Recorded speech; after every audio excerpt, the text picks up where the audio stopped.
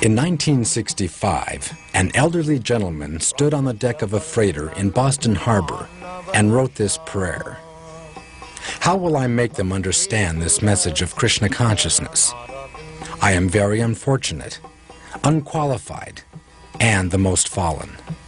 Somehow or other, O Lord, you have brought me here to speak about you. Now, my Lord, it is up to you to make me a success or failure as you like. 12 years later, Hare Krishna was a household word. A.C. Bhaktivedanta Swami Prabhupada had been more than successful. He had founded the International Society for Krishna Consciousness, a worldwide confederation of over 100 ashrams, schools, temples, and farm communities, and had made the chanting of Hare Krishna familiar to millions of people. He had written and published over 80 volumes of translation and commentary on self-realization, which are now standard in universities and libraries around the world, and he had gathered about him thousands of dedicated disciples. Srila Prabhupada became known to the world as a scholar, philosopher, social critic, and spiritual leader. But to his disciples, Srila Prabhupada was dearmost friend, father, and inner guide. The importance of the spiritual master to his disciples cannot be overstated. It is said that only by the mercy of the spiritual master can one receive the benediction of Krishna, and without the grace of the spiritual master, one cannot make any spiritual advancement. So the disciple's entire life focuses on the spiritual master and his instructions. In this relationship, the activities of the spiritual master are of monumental importance to his devotees.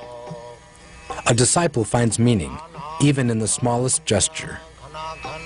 Wherever he traveled, Srila Prabhupada would emerge daily into the chill and quiet of the early morning, and cloaked in a warm wrap, he would take a lengthy stroll with an entourage of students, disciples, and guests.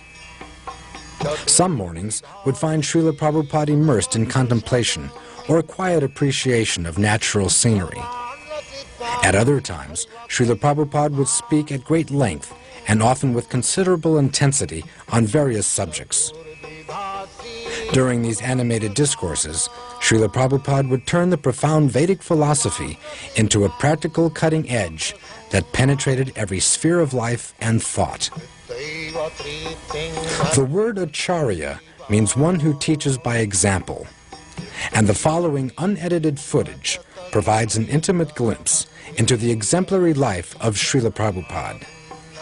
To most people, the daily activities of a spiritual master are a mystery, and it is interesting to see how such an important historical figure conducted his everyday affairs.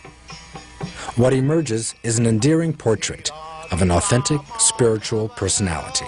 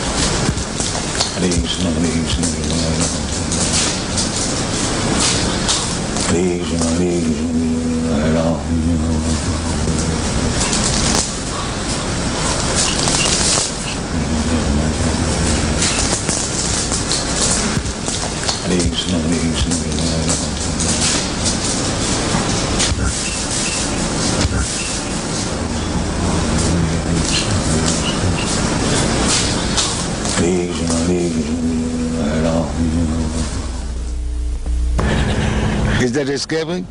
Or it is intelligent? That you work hard and give it to me, we enjoy. This is intelligent. It is not escaping. That is going on. The capitalists, they are engaging these rascals, asses, in the factory and he's enjoying life. So that is intelligence. They let this rascal work hard and make a nice park for us, and we shall take advantage of it. This is intelligence.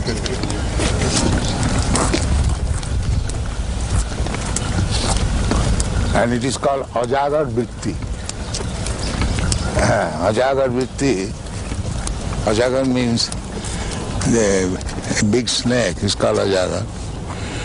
So these mouse, they make hole and want to live there. And the company is living, in the meantime the Ajagar comes, he eats that mouse and leaves country. Our is Ajagar Vritti. You work for the whole to live comfortably, but we take possession of the house and live comfortably.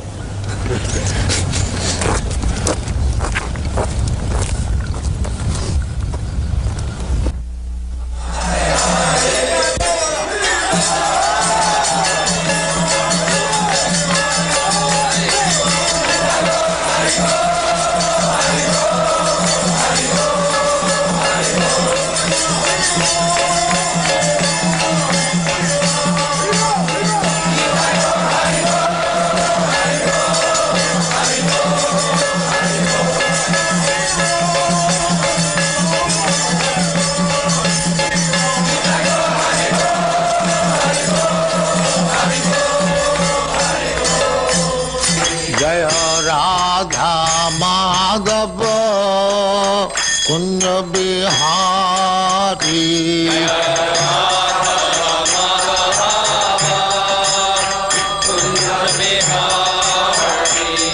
जय राधा माधव कुंज बिहारी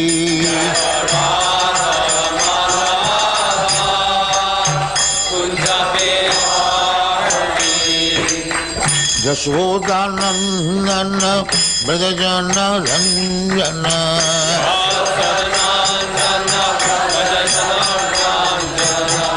यशोदानंदन ब्रजजन रंजन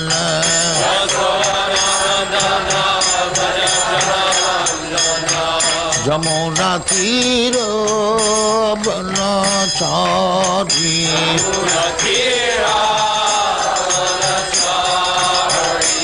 जमुना तीर बनचारी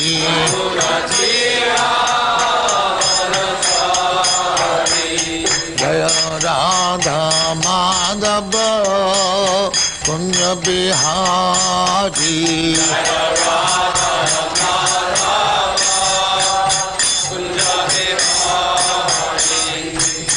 गोपी जन वल्लभ गिरिवरधारी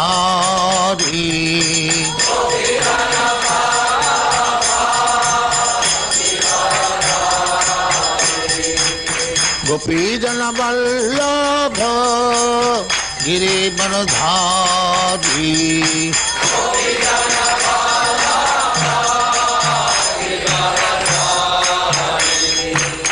यशोदानंदन ब्रजजन रंजन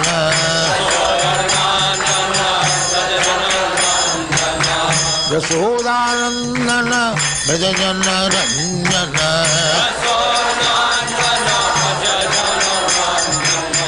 यमुना तीर बनचारी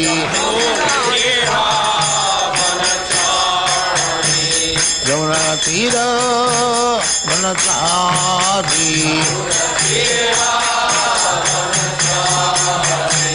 जय राधा माधव कुंज बिहारी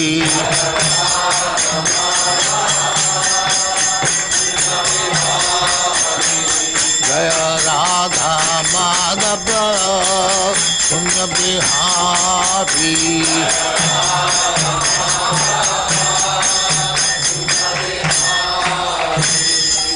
जय परमहंस परिव्राजकाचार्य सिद्धांत सरस्वती गोस्वामी भगवान की जय।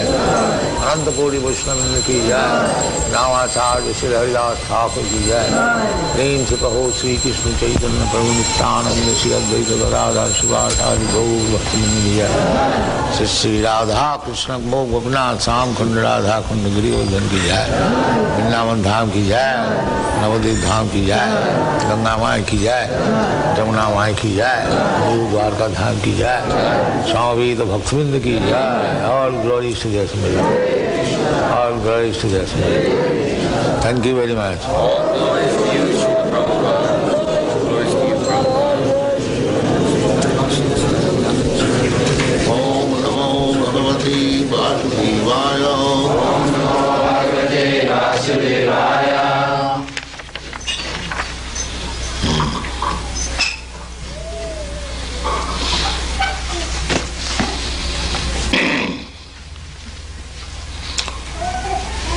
This is a conversation between Maharaj Parikshit and Sukadeva Goswami. Maharaj Parikshit, 5,000 years ago, he was the emperor of the whole world. Formerly, up to 5,000 years ago, the whole world was being controlled and ruled over by kings whose capital was Hastinapur, New Delhi. There was only one flag, only one ruler, one scripture, Vedic scripture, and the Aryans, the Arya, they were the civilized persons. You, Europeans, Americans, you are also Aryans, Indo-European stock. Maharaj Tejasi, grandson of Maharaj Parikshit, he gave to his two sons the portion of Eastern Europe, Greek and Roman. That is the history. Mahabharata. Mahabharata means Great India. So, there was no different religion, one religion, Vedic religion. Vedic religion means to accept the Supreme Personality of Godhead as the Supreme Person, Absolute Truth. This is Vedic religion. Those who have read Bhagavad Gita, it is said there in the 15th chapter, Vedaishta sarvai ahamiva vedyam. Vedic knowledge means to understand God. This is Vedic. Later on, with the progress of Kali Yuga, Kali Yuga means the dark age or the sinful age, or the age for argument, unnecessary talks and fight. This is called Kali Yuga. That is going on. Since the last 5,000 years, the Kali Yuga has begun, and the beginning of Kali Yuga was cow slaughtering. So, at the present moment, practically there is no Brahmin, no Kshatriya, no Vaishya, only Shudras, fourth class men. So you cannot expect any happiness guided by the fourth class men. That is not possible. Therefore, throughout the whole world, there is chaotic condition. Nobody is happy. So, this is essential that the human society must be divided into 4 divisions. The Brahmin class means the first class ideal man, so that by the seeing their character, their behavior, others will try to follow. Jajjad acharati sreshta. So this Krishna consciousness movement means we are trying to create some first class man. This is Krishna consciousness, this movement. So, therefore, we have got these rules and regulations. No illicit sex, no meat eating, no intoxication, no gambling. This is the preliminary qualification of a first class man.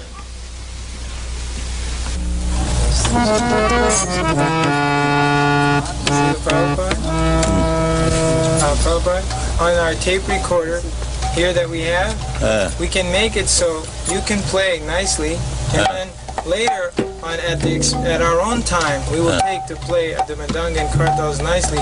This way we won't waste any of your time. Do you think that's a good idea? They can redub over the tape. See, we can, after you are gone, at our own time, we can play nicely. Do you think that is a good idea or not? I do not know. We think it will. I am not an expert. Well, if we can't get someone to play drum we would like to do that. Yeah. You want to try? We would like to do it like that, Prabhupada. Can do that? No, if we Yes. get to...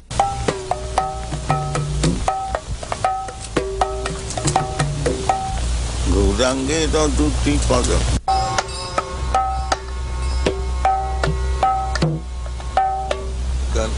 Just try. My father wanted me to become like this.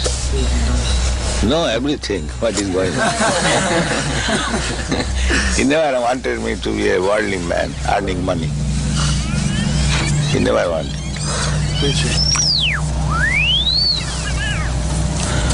There was some arrangement for my going to England after my college education to become barrister.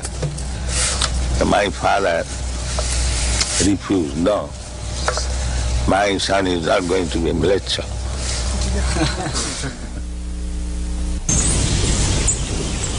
So, past, present, future, you exist. The body changes.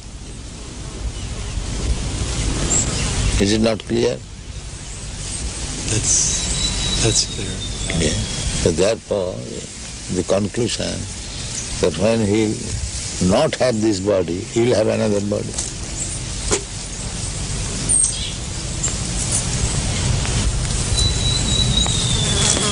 You are sitting here. If you don't sit here, you go. That does not mean you are sitting,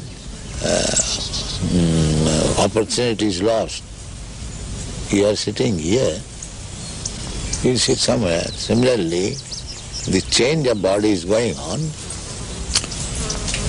Therefore, the conclusion is that after you give up this body, you will have another body, as you have already done. What is the difficulty to understand? The seeming difficulty is that while the body is different from that of a boy. Different body must be different. Therefore, that is called change of body. Unless it is a different body, where is the change?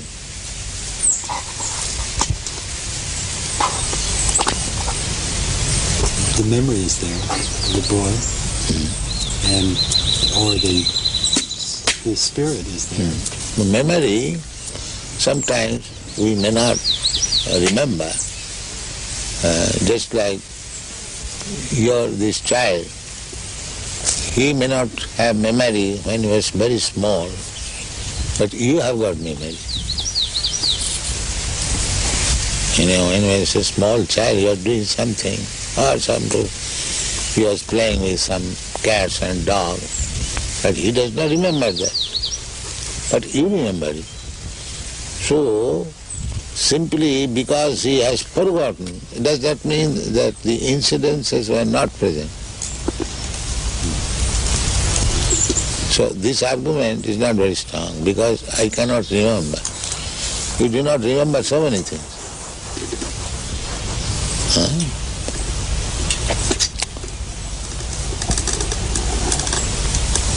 But the fact is this, that you are changing from this body to this body to this body. Therefore the conclusion should be, after this body I will accept another body. And that's a fact.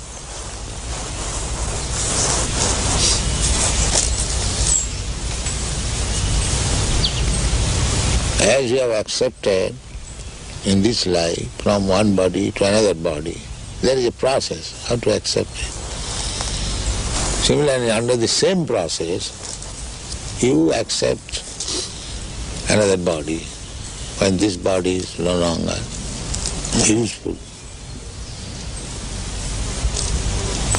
Just like at night, you give up this body, you take your subtle body and you go somewhere. You are sleeping in your room, but you are working in a different place. Don't you do that? Mm-hmm. So, because this body is still useful, therefore you come to back again this body, and in the morning you wake up with this body. So death means when this body is useless, you do not come to this body, you accept another body. This is called death.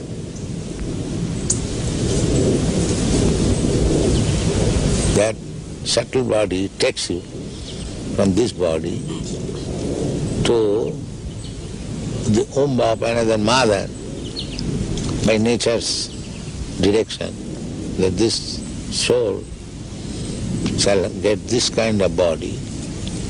So the soul is entered in the womb of another mother's body, and then the body is prepared by the mother's blood and flesh, and when the body is sufficiently capable of working itself, then it comes again and begins its work.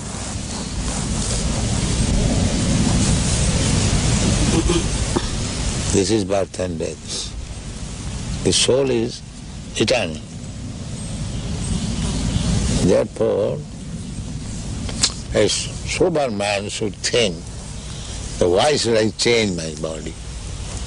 Why this trouble I shall take? That is human sense. If I am eternal, why not my eternal body? Eternal existence, why shall I die? This is human sense. Unless one comes to this understanding, he is animal. Because animal, by nature's law, is going on. He does not know.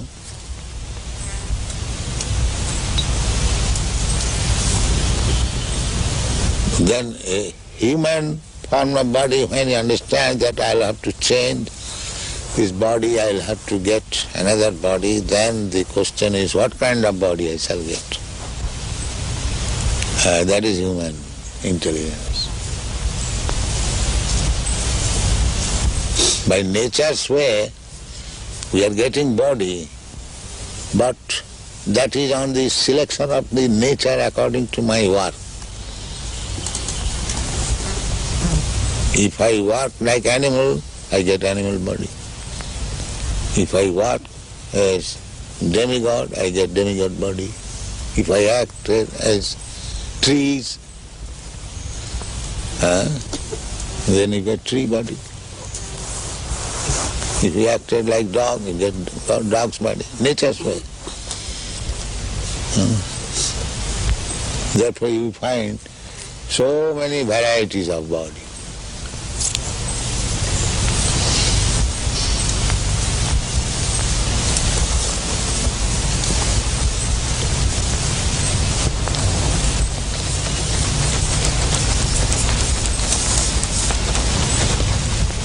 This philosophy does not appeal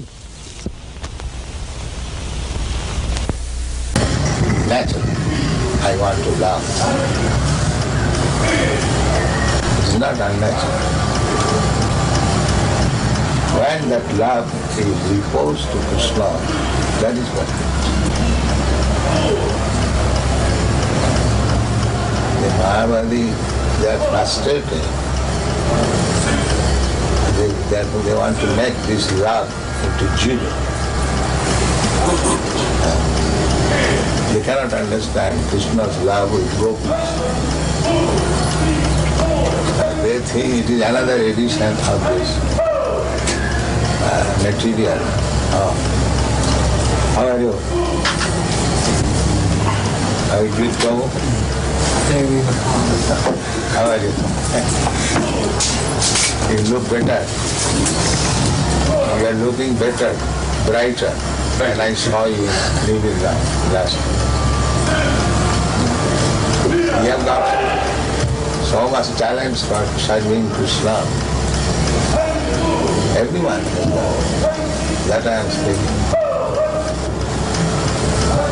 We have to tonight.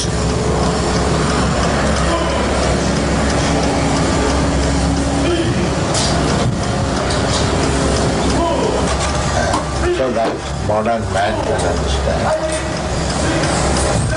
Otherwise, we are repeating the same thing. They are repeating also same thing. Sense gratification. Punak punak charvita charvanana.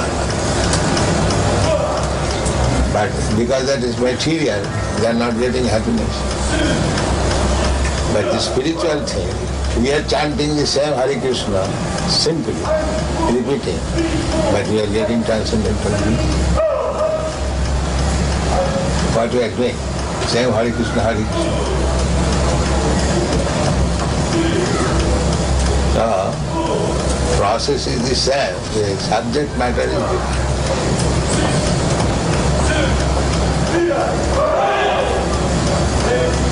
So why you are behind publication? Now all the big men are here. Why our books are behind? So if we wait for another birth, maybe we may not get even Bharat Maharaj. He also slipped. He became a deer. So we should always keep vigilant. We have got this opportunity, human form of life. Let us utilize it to the fullest extent and be fit for going back to home. That is intelligence. Not that all right, I shall get again chance next month. That is not very good policy. Purnam. Purnam means very hastily finish. Purnam jaseta anumukta paseta yavat.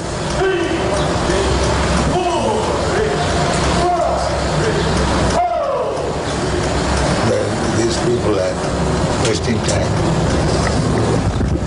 They are resounding with some sound, thinking that this sound will say,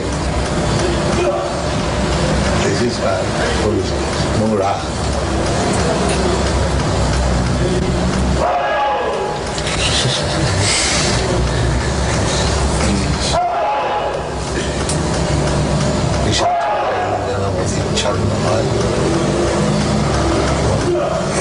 Ask them that why you are shouting so loudly, chant Hare Krishna. They love. Srila Prabhupada, what did Bhaktivinoda Thakur mean when he said, I'm going my work unfinished? And Bhaktivinoda Thakur stated that he was leaving this planet with his work unfinished. So let us finish. We are descendants of Bhaktivinoda Thakur. He kept unfinished so that we shall get the chance to finish it. That is his mercy. he could have finished immediately. He's Vaishnava, he's all powerful.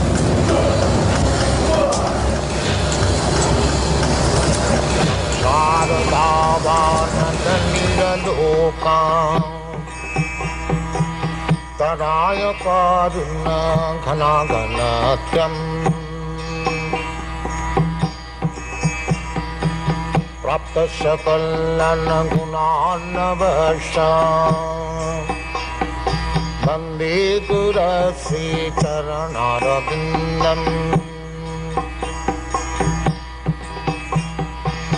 Mahaprabhu Kirtana Nitya Gita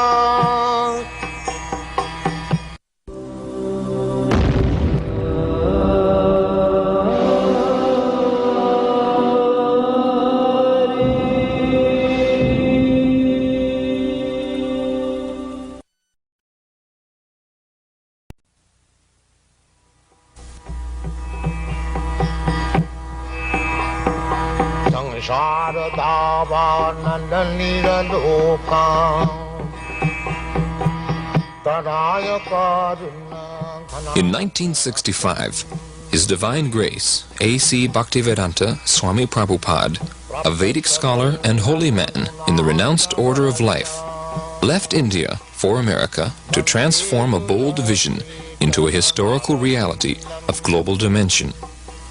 To fulfill the desire of generations of Indian saints who wished to see India's timeless spiritual culture benefit the entire world, Srila Prabhupada left India and sailed to the United States.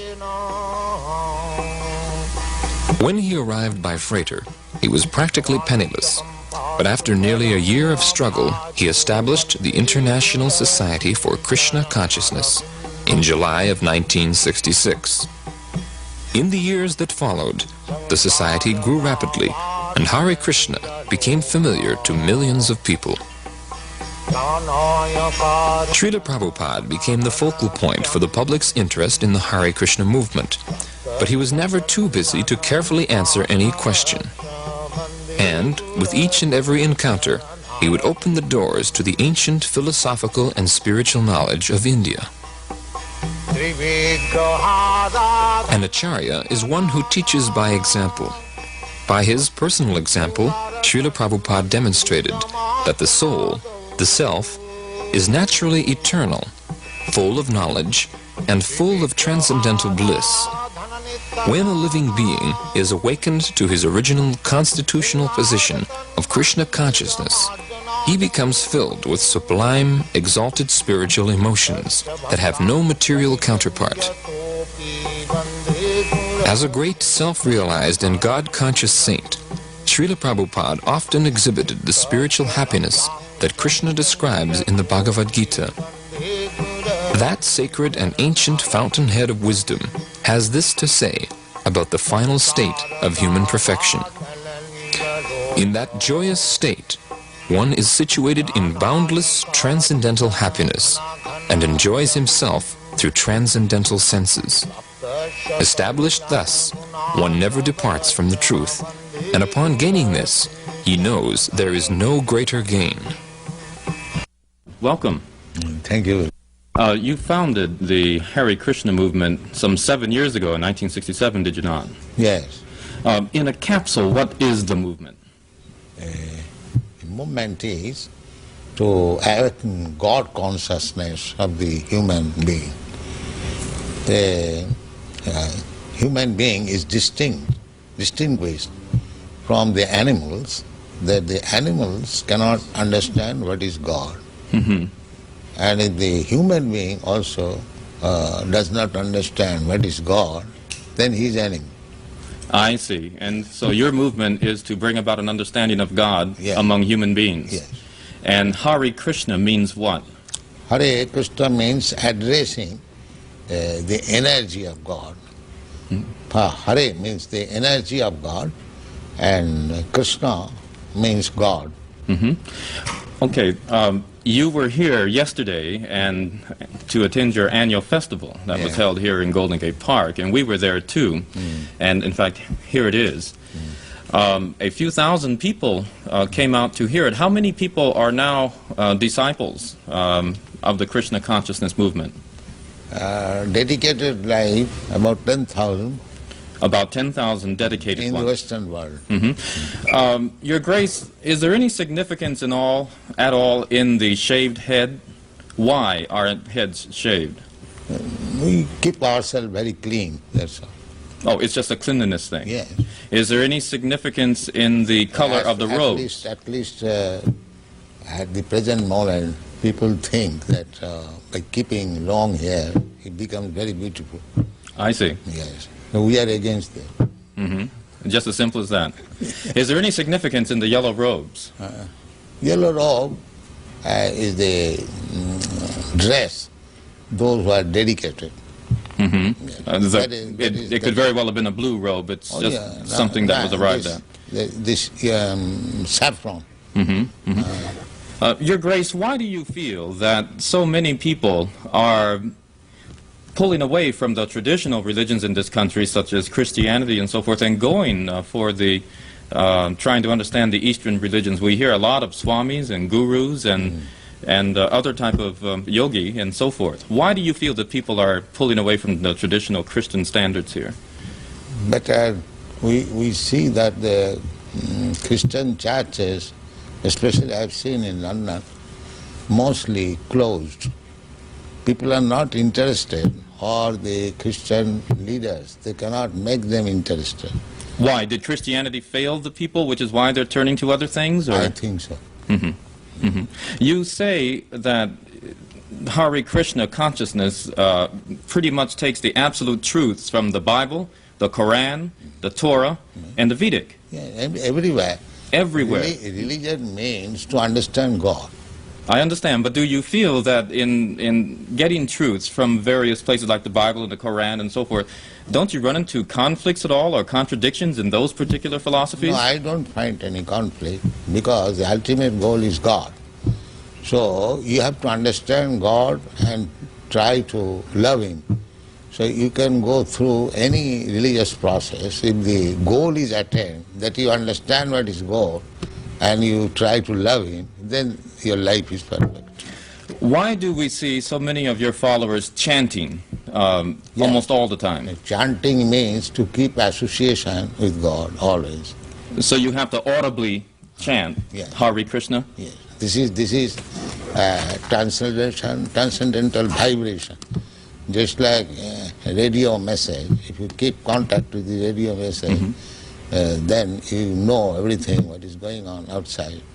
Similarly, this transcendental sound, Hare Krishna, if you chant, then you keep connection with God directly. Thank you very much, Your Divine Grace. It's been our privilege to talk with you and to meet you. Thank you. And hope that we can see you again when you return. Hare Krishna. We'll be back with more news in just a moment.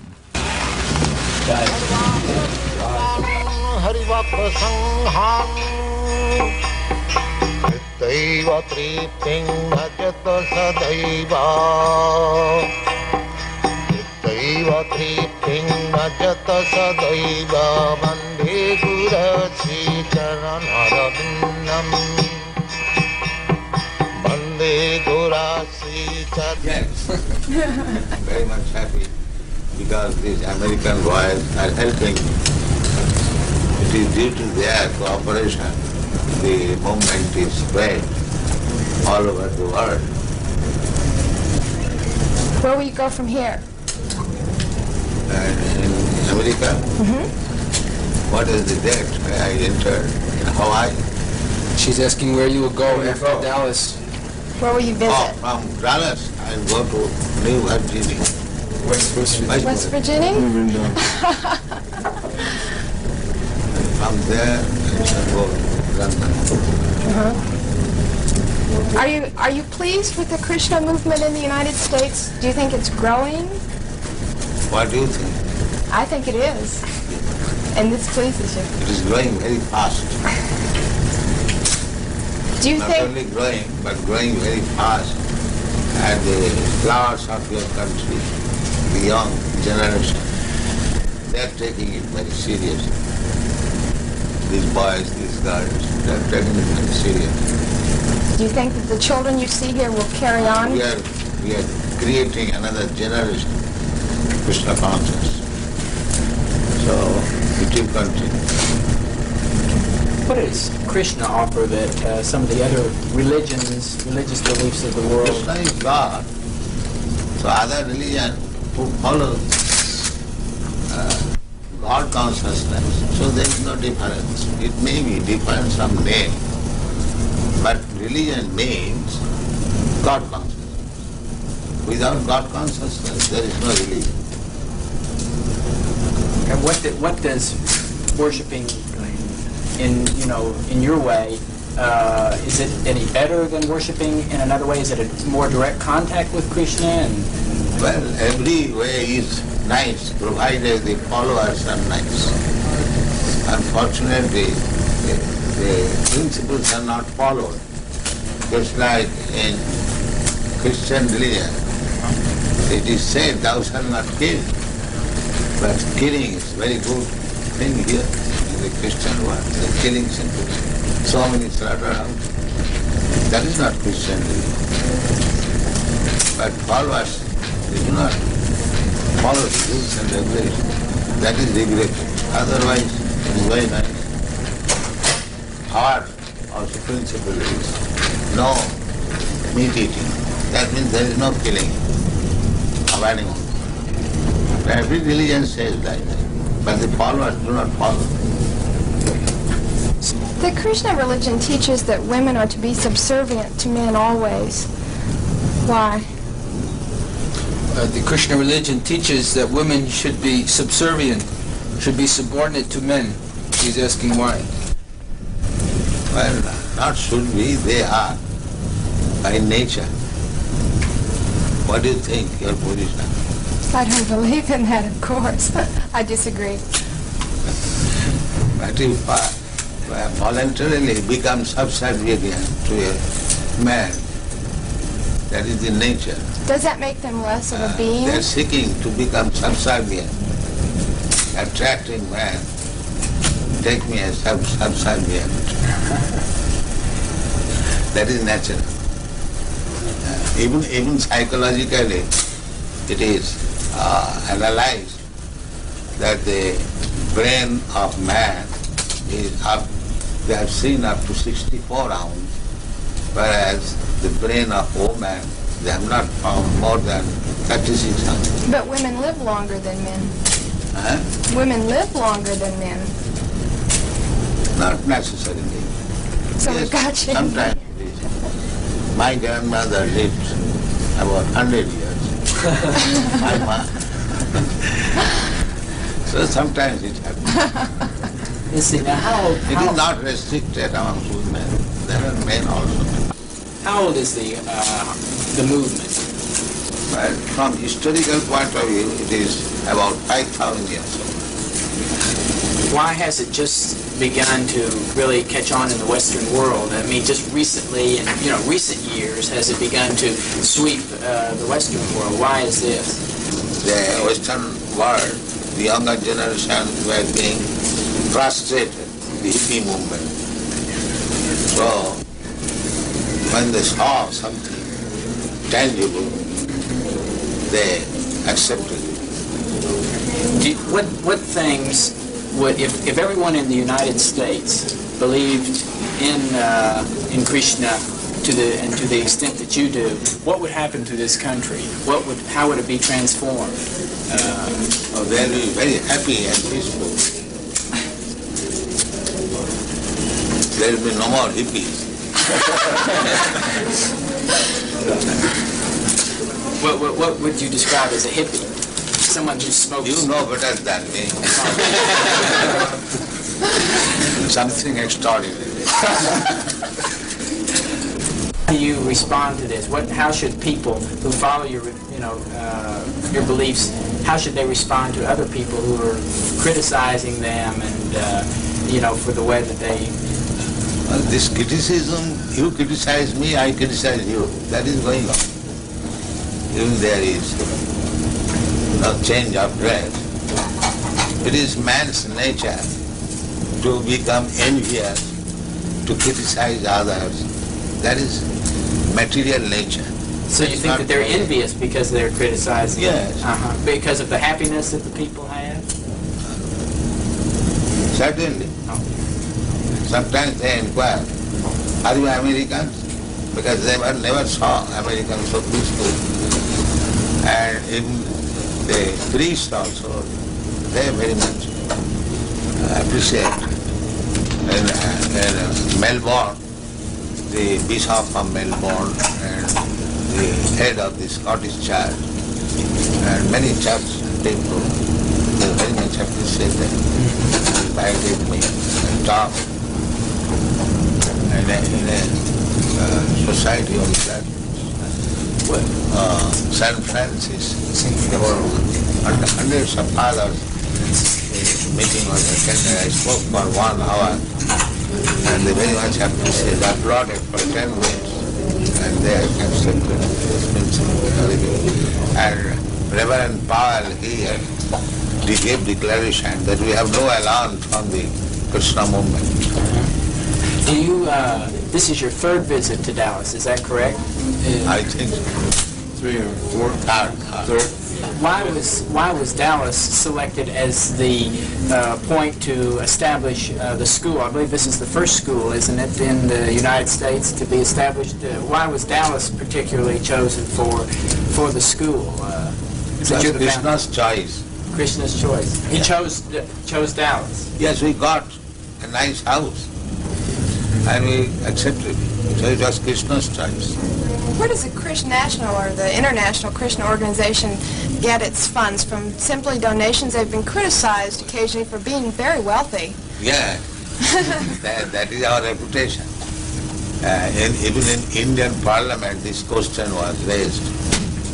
That these Hare Krishna people, fabulously rich, where they get money. Somebody suspected that we are getting bribes from American government. What is that, CIA?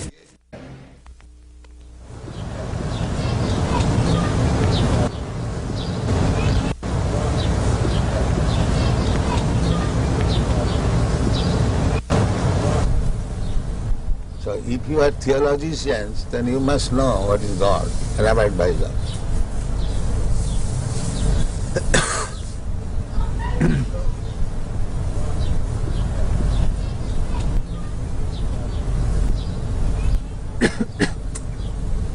What do you think, Dr. Judah? Pardon? What do you think, this proposition? Yes, well, I think you're quite right. I think that it is certainly in our day and age, many of us don't really know God. Then he's not theologist. He's theosophic. We know about God, but we do not know God. I would agree. That is theosophy. Theosophy is they're thinking there is something superior. But who is that superior? They're searching. The same thing. A boy, he knows I have a father. But who is my father? I don't know. But that you have to ask his father. Alone he cannot understand. So our proposition is that if you do not know God, and here is God, Krishna, why don't you accept it? You do not know, first of all. And if I present here is God, then why don't you accept it?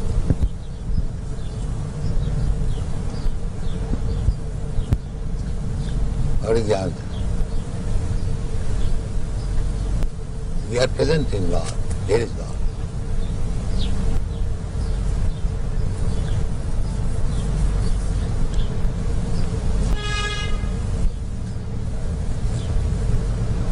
And big Acharyas have accepted. Ramanucharya, Madhvacharya, Vishnu Swami, Lord Chaitanya, in our disciple succession, my Guru Maharaj, and I am preaching, He is God. I am not presenting a God whimsical. I am presenting a God who is recognized. So why don't you accept? That is the difficulty.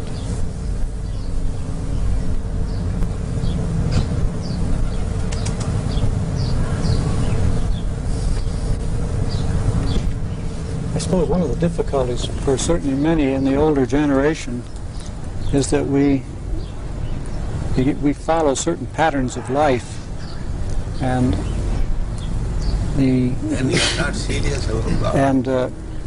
It is difficult to change. This is the great problem. Therefore Krishna said, Sarvadharman parityajya mamekam sarva. You have to give up. So if you are not prepared to give up, then you cannot accept God.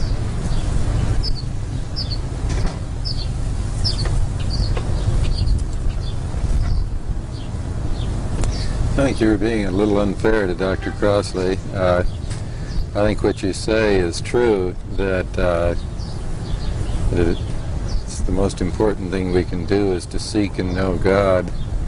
But I don't think it's right to say that it's a bad thing to study how other people or how man has... I don't say bad thing. Yeah. I say if you are serious about God, now here is God. That's what a university in part is for, to study about how people have thought on different matters. I would say if you are seeking after something, if you get that something, why don't you accept?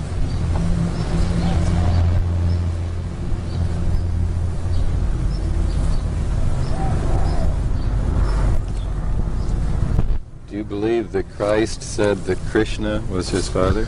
The name may be different. It's like in our country we say this flower something, we say something from. But subject matter must be the same. Name is not. You can say in a different, as you understand. The God is one. God cannot be two. You may give him different names, that is different. But God is one. God cannot be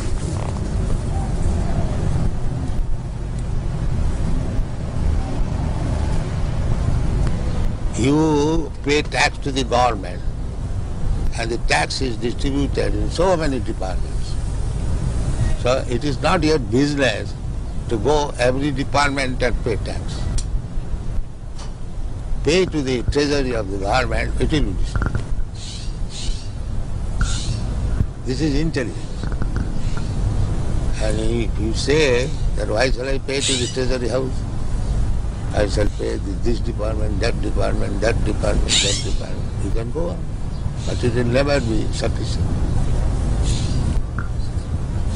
Neither complete.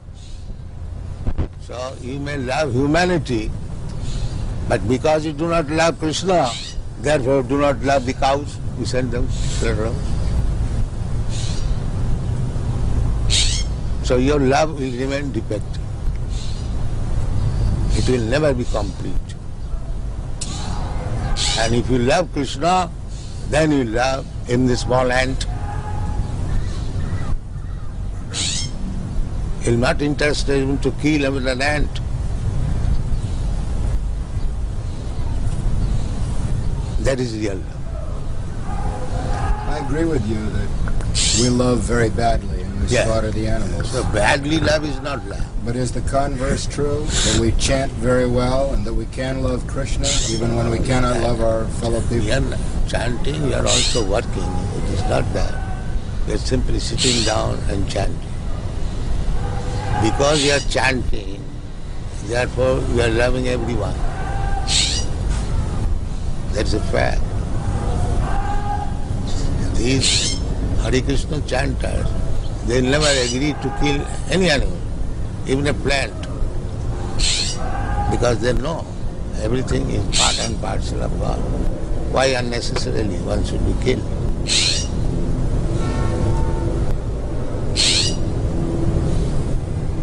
That is love.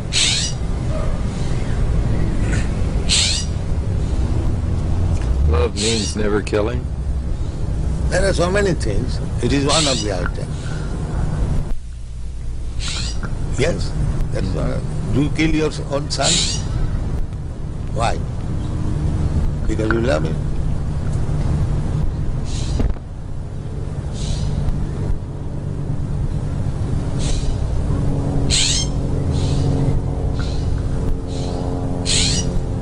Would you explain the other side of it?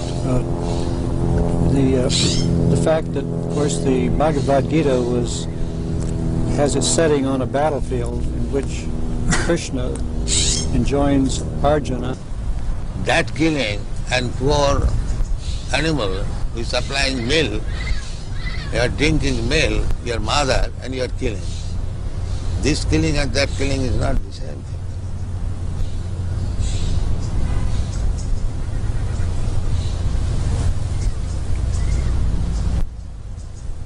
According to Vedic civilization, the cow is to be given a special protection.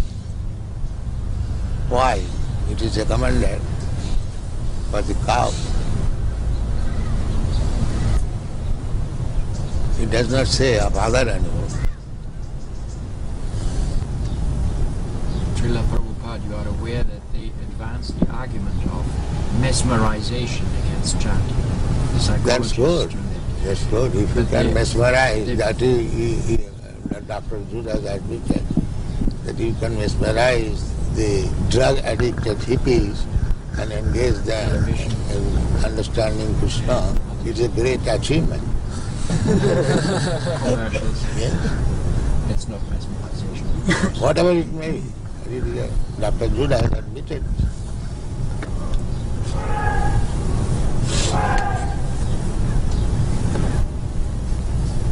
So, if mesmerization is for good, why not accept it?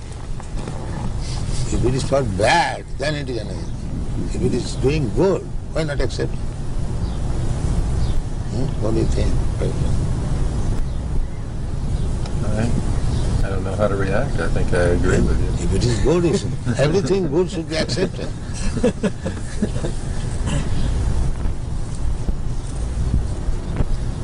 No problem. I keep wondering how you're so sure you know what good is, particularly when it comes to war. I would be a little more worried, I think, that... what is that war? Well, when you were telling that sometimes war is necessary, I should think that it's important to know how to decide when... Well, necessary means you cannot expect in this material world all saintly persons. There are bad elements. So if a bad element comes to attack you, is it not your duty to fight and protect? So it just may be, though, that mine are the bad elements, and I keep thinking that other people are the bad elements. Yeah. That's right. Even God has got this discrimination. He says, Paritranaya sadhunam vinasaya cha dushkritam. There are bad elements. In God's mind there is good element, bad element. So we are part and parcel of God. We must have also the same sentiment. We cannot avoid it. The body is not divided. Yeah. He's saying that when we say everything is part of God, the body is an exception. He says the body then is an exception. The body is not part of God? No, why? Body is also part. Yes, the body is also part. Yeah, that's it. Maya Shakti. Yes, it is another energy. I see. Inferior energy. Inferior energy. Everything is God's energy. The body is also God's energy. The best use of the body is God's energy should be utilized for God. Then it is body spiritualized. Body is also God's energy. And if it is engaged in God's service, then the body is no more bad bargain. It is a good bargain.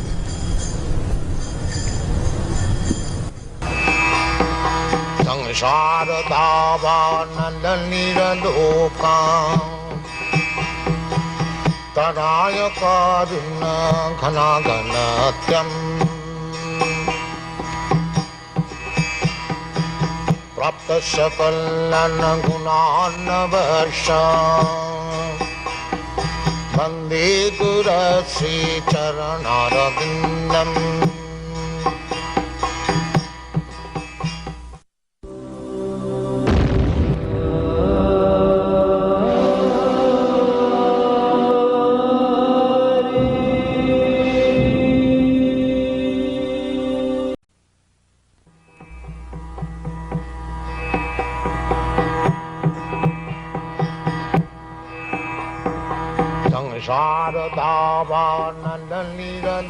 For a dedicated follower of the Vaishnava religious tradition, Vrindavan, India is the most sacred place on earth.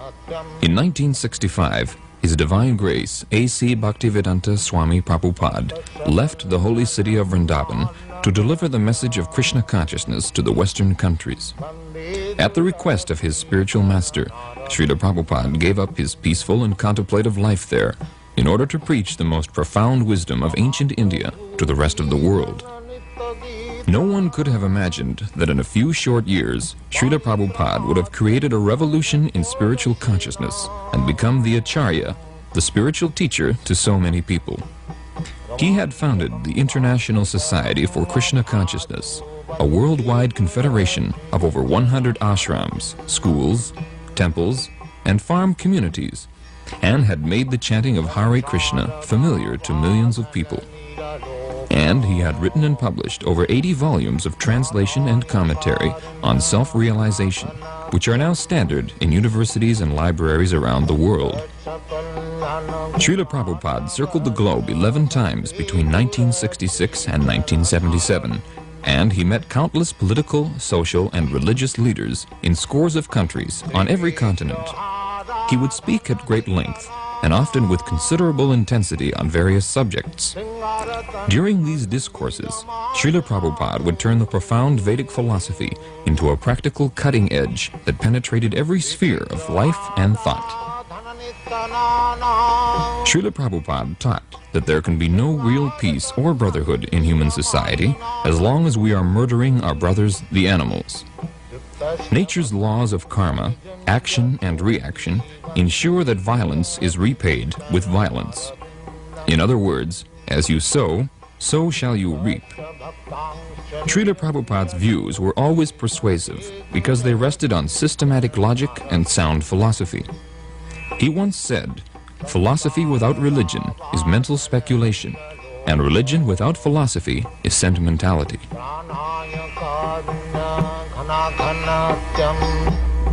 By example, it is necessary for la nourriture, food, for the food of man to eat. Man can eat grains, food grains, fruits, milk, sugar, wheat. Not pas de chair, pas de no flesh. No flesh. No. Why? Just like the fruits. The fruits are meant for human beings. Yes. The tiger does not come to eat your fruits. Yes. So tiger's food is another animal. Man's food is fruit. Yes, sir. Food grains. Yes, yes. Milk products. That's like it is why? Because grain on plants are also living beings. That's all. Living beings. That we also understand. Yes, sir. But if you can live just like generally, if I can live on fruits and grains and milk, why should I kill another animal? Yes. Another thing is that how can you suppose that animal killing is not sin? Yes. Comment justifier que tuer les animaux n'est pas péché? Que les animaux n'est pas péché. Que tuer les animaux n'est pas péché. How do you justify it? Yes. Because we thought that there is a difference of nature between life of man, life of spirit, and biological life. And we think that all the creation of animal and of plant is given by God to the man to help the man in order to realize his vocation. Himself, Your Grace, said that only the spirit is real beings, and the remain is appearance, and not really exists. And we think so. We think that animals, plants, are not real beings, are world of appearance, and that a human person only is real being. And that, in this sense, the material world is without importance. Now, I follow. Suppose you are living in this house. Yes. So, you are not this house. That's a fact. Yes, yes. But if I come and break your house, yes, is it not inconvenience for you? Yes, surely. Surely it is inconvenient. So if I cause inconvenience unto you, yes, is it not criminal? It is inconvenient to me, but is now, if I cause some inconvenience to you, yes, is it not criminal? Is it not sinful? I think if there is a serious reason, it is not the destruction of the spiritual man itself. By example, it is perfectly possible to use of the reality of the material world, of the natural world, to the valuable finality of human vocation. We think that the question is a question of motivation. It could exist bad reason to kill an animal. But if the killing of animal is to give food to children, men, women, oui, ont faim, qui ont faim. Actually. Hungry. You are hungry, it is legitimate. We have, it is difficult to admit that in India, comment dit-on, les vaches. The cows. Oui, cows. It is not permitted to kill a cow to give to children who are hungry From any other consideration, cow's milk we drink. Yes. Therefore she is mother. Yes. Is it not? Elle dit qu'on boit le lait de la vache, et donc elle est notre mère, n'est-ce pas? Oui, yes, surely. But according to yes, Vedic person, yes, we have got 7 mothers. Ado Mata, the original mother. Yes. Guru Patni, yes, wife of the master, spiritual master. Yes. Can you understand? Et il dit que selon la vision védique, il existe 7 mères pour l'être humain. D'abord, la mère maternelle, naturelle. Ado Mata, Guru Patni, Brahmani, the wife of the priest. Deuxièmement, Rajapatnika, the wife of king, the queen. 4. Adu Mata, Guru Patni, Brahmani, Rajapatnika. Dhenu means cow. Yes. Dhenu Dhatri means nurse. Tatha Prithvi means earth. These are 7 mothers. Yes. So, cow is mother because you drink milk, cow's milk. Yes, yes. How can I deny that she is not mother? Yes. So how we can support killing of mother? Yes. Yes, it is a motive, but we think that therefore in India, those who are meat eaters, their advice, that is also under restriction. Advice to kill some lower animals, like goats, even up to buffalo. But cow killing is the greatest sin. Yes. I know this. I know this. This is for us, a difficulty. Yes, because cow is mother. Yes, it is such. You take the milk from the mother. Yes. And so when she is old, she cannot give you milk. Therefore she should be killed. Yes. Is that very good proposal? Est-ce que c'est une bonne proposition que quand la vache devienne trop vieille pour donner du lait, on la tue? Oui. He says yes. Yeah. He says yes, it is a good proposition. If the men are hungry, it is the life of men is more important than the life of cow. Therefore, because we are propagating this Krishna consciousness, yes, we ask people to not to eat meat, any kind. Yes. But if under certain circumstances you are obliged to eat meat, yes, eat the flesh of some lower animals. Yes. Don't kill cows. It is the greatest sin. Yes. And so long one will be sinful, he will not be able to understand what is God. Yes. But human being, main business is to understand God and to love Him. Yes.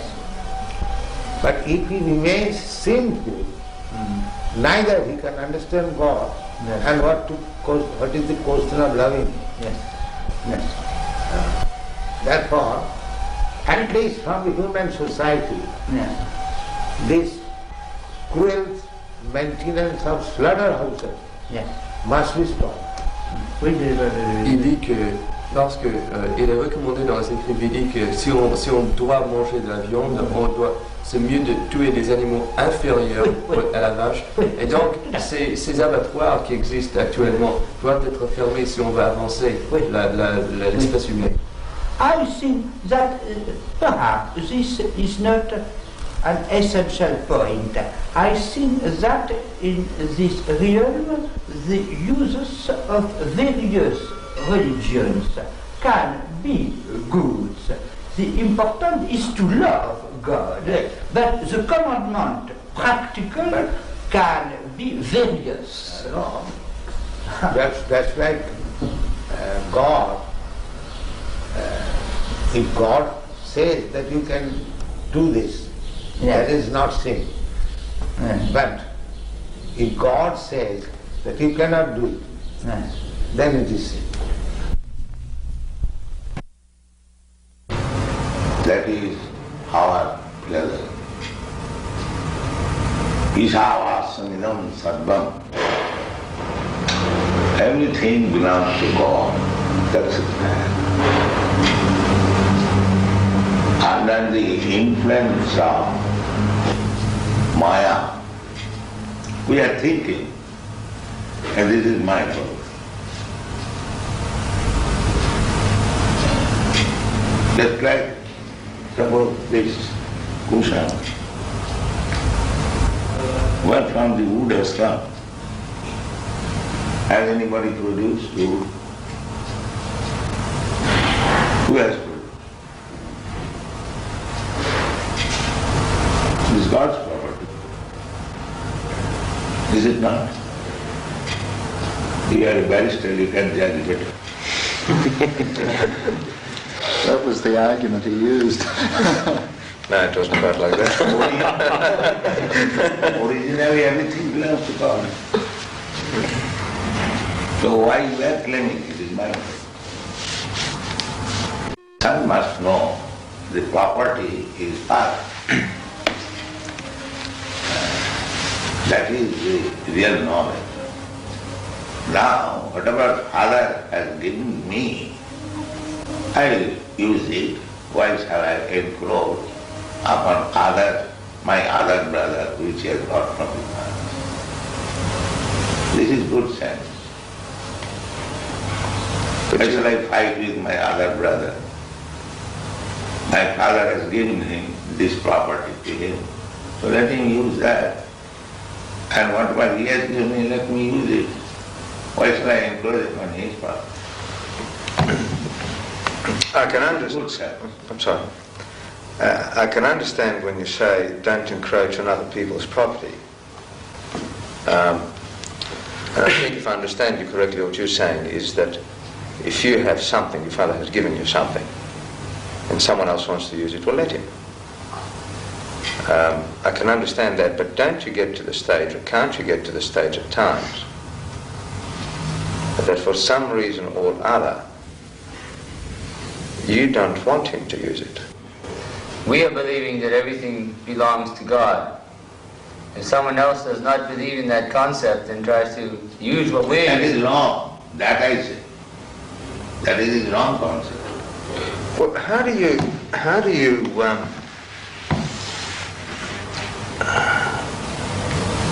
reconcile, or how do you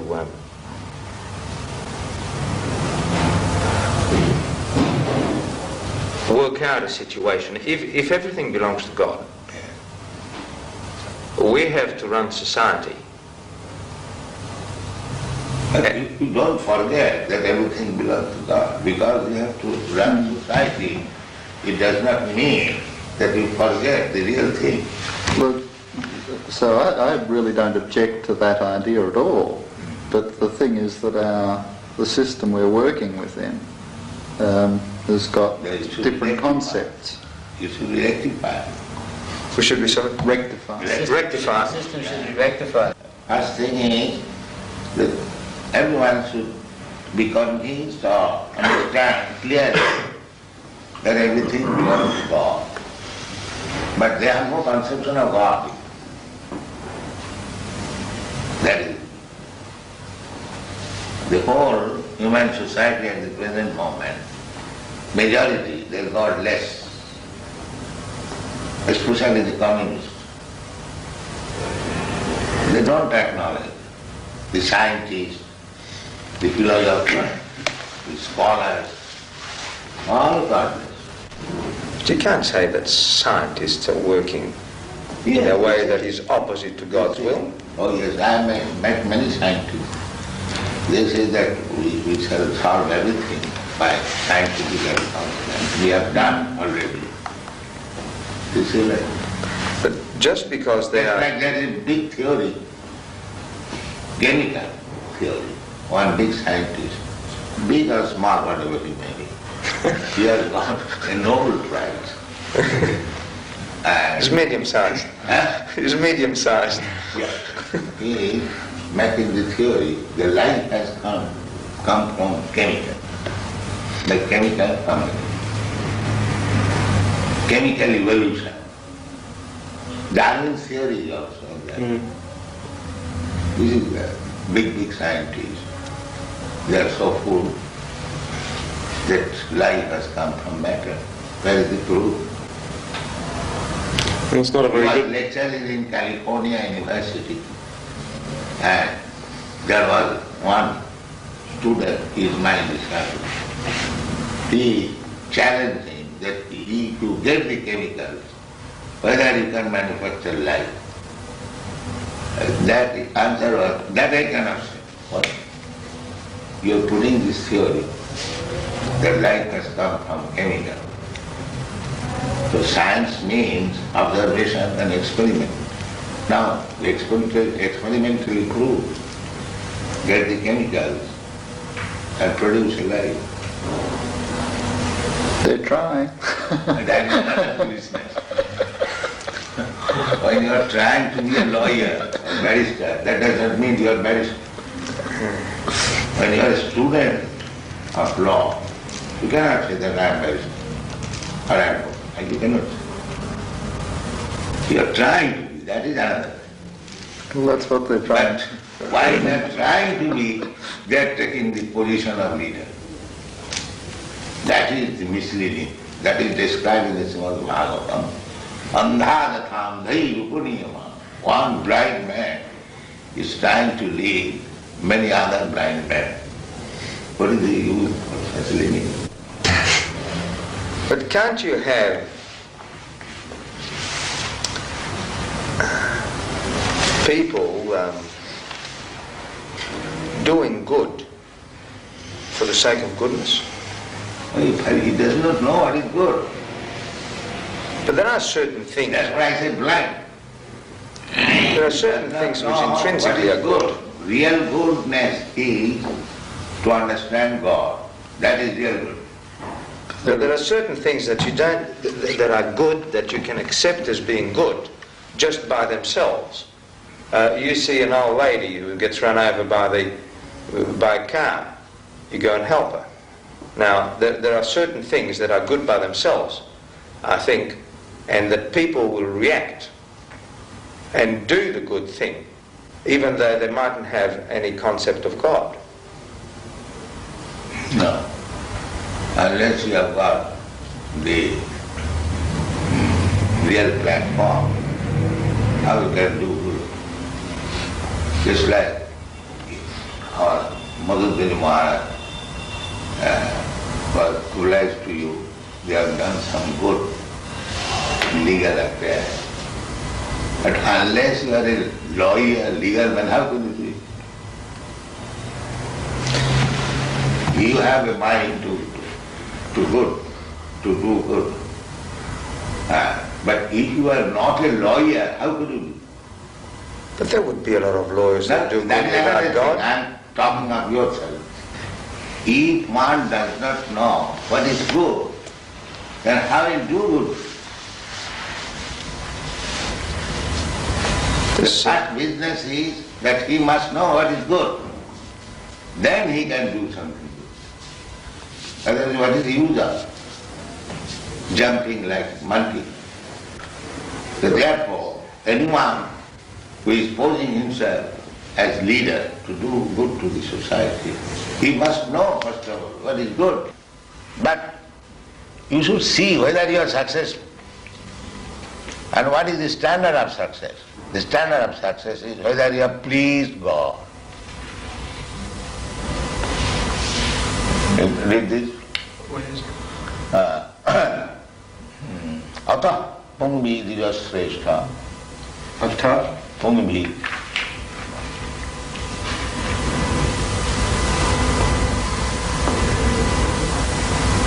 Ata pumbir dvijasreshta. Another one.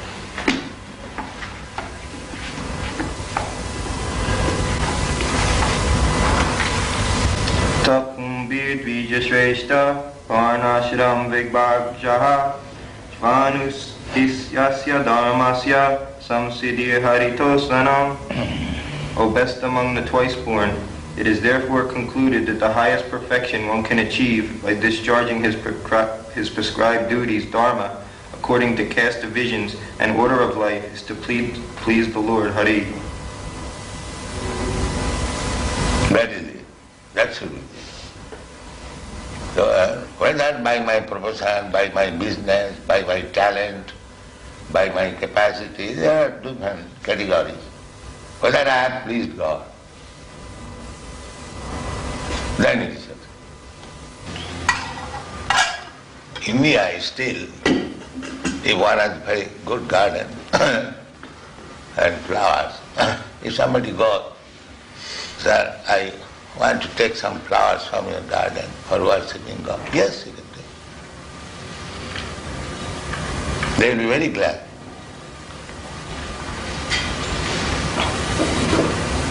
This man, his livelihood depended on those flowers, and I don't I think his possessions were more important to him, unfortunately. It's a funny story. There's a funny follow-up to that one, and that is that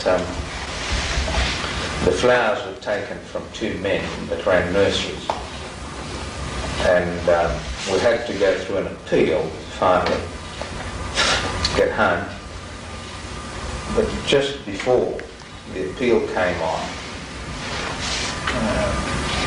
the boys needed a glass house because they've got special plants which you've got outside here, and they didn't know anything about glass houses, so they're driving around, and one said, well, let's go and find out something about glass houses. Oh, there's a nice nursery.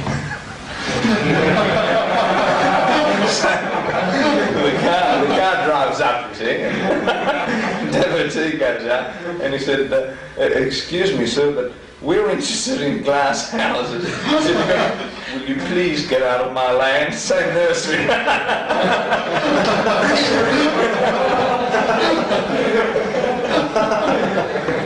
Out of 200 nurseries around the area, he picked that particular one. Shasti bhakti bhagavati akinchana sarvai gunai tattva samasati sura harama bhaktasya kuto mahadguna manorathena asato dhavatu vahi. The meaning is that anyone who is God conscious, devotee, he has got all the good qualities. What we consider as good qualities, he has got. And similarly, one who is not a devotee of God, he has no good quality. Because he will hover on the mental platform. There are different platforms. Bodily concept of life, jana, and this body.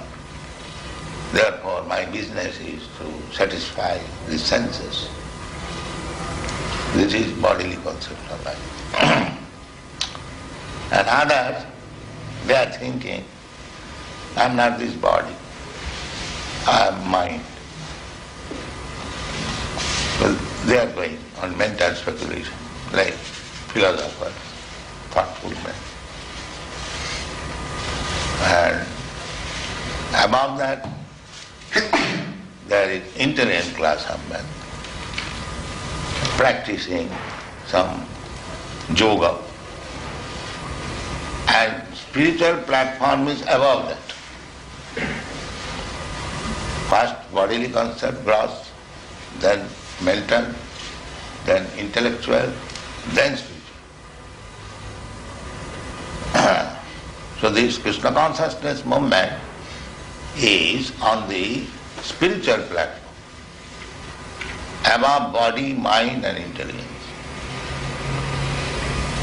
But actually we should come to that platform because we are spirit soul. We are neither this body, nor this mind, nor this intelligence. So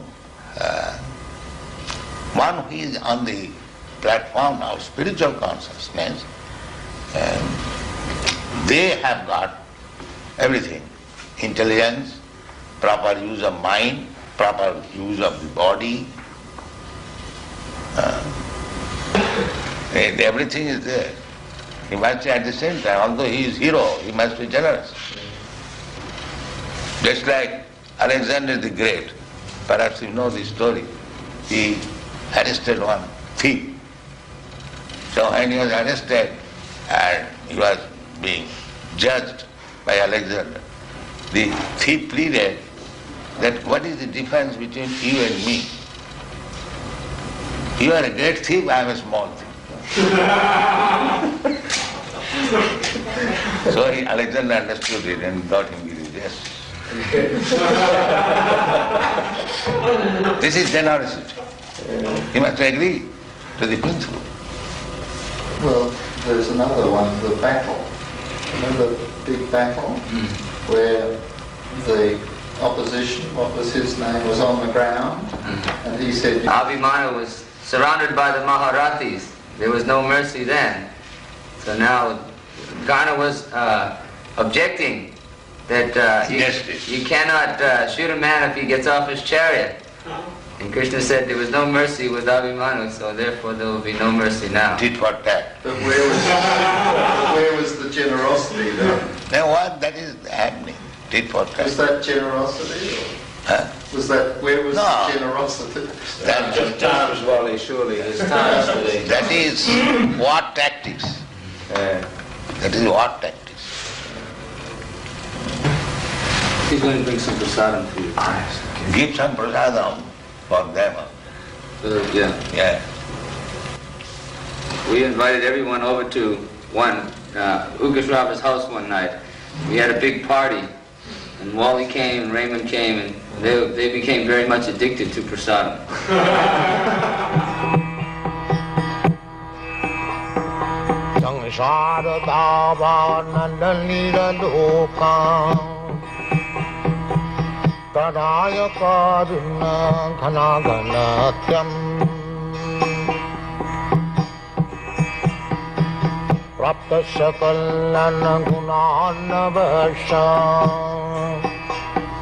Bande Gura Sri Charanarabindam.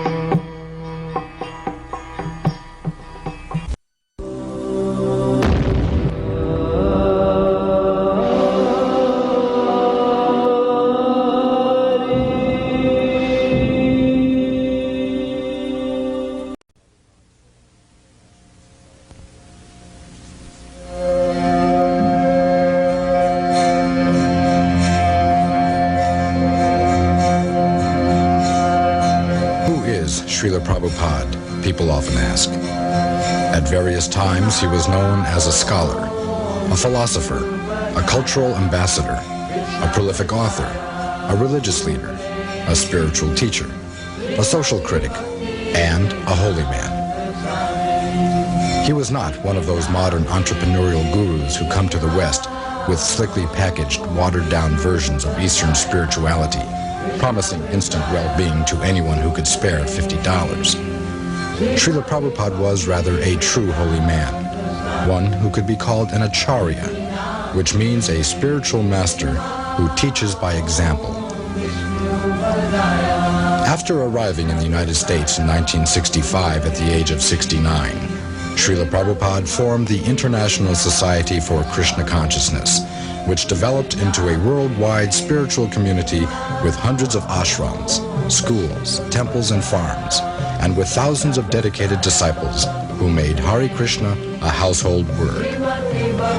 To have achieved all this in only 12 years was remarkable. But before he passed away from this world in 1977, Srila Prabhupada had also written and published over 80 volumes of translation and commentary on the great spiritual classics of ancient India.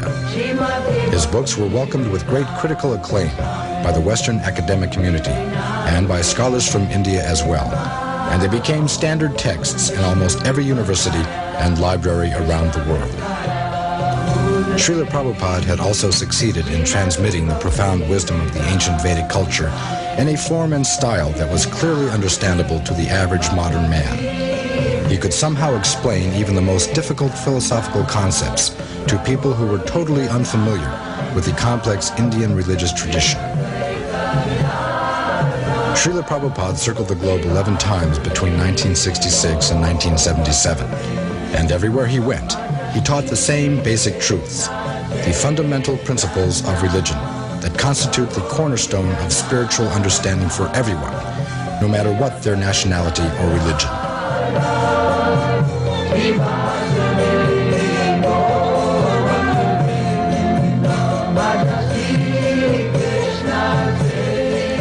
Srila Prabhupada was, more than anything, a teacher, a professor emeritus of the science of self-realization. And he was the best kind of teacher, because he always lived up to what he taught. They also say that no one can ever be pure, that everyone is doomed to be a sinner. That is Atmavat Mannate Jagat.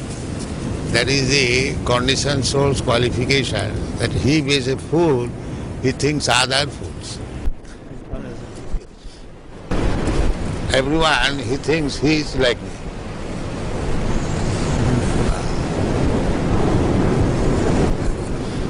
So that is nature. Atvavat mannate jara. Everyone thinks others like himself. If he is a fool, he thinks all are.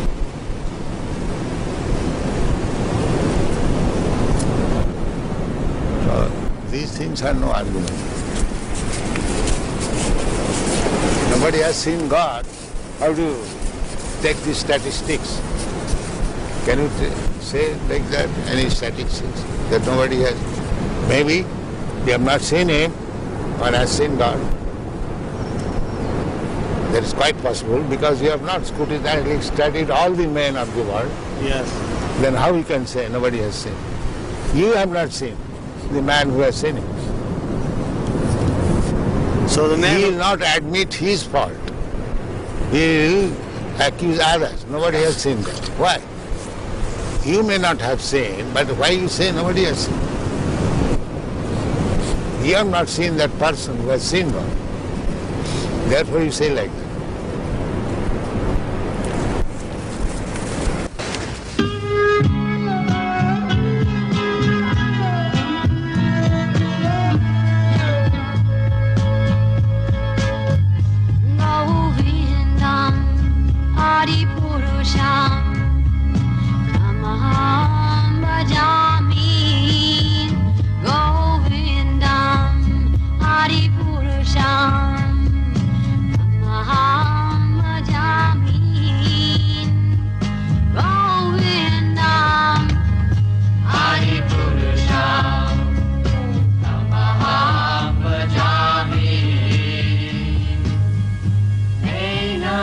Jaya Radha Madhava Kunja Bihari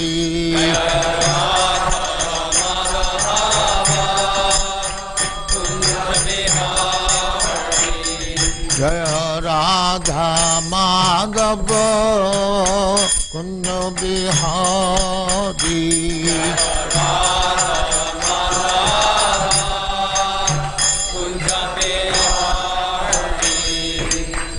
Yashodanandana Brajajana Ranjana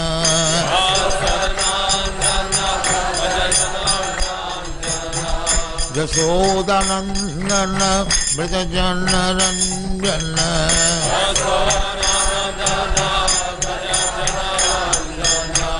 Jamuna Tira Banachari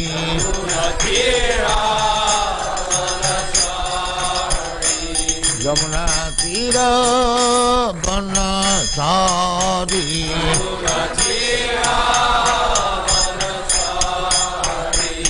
Jaya Radha Madhava Kunja Bihari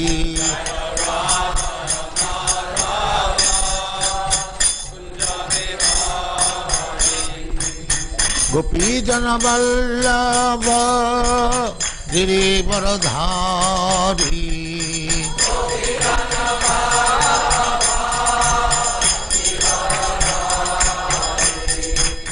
Gopi Jana Vallabha Girivaradhari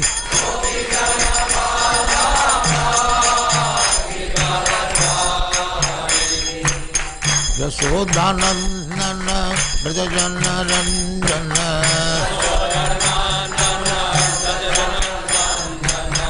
Yashodanandana Brajajana Ranjana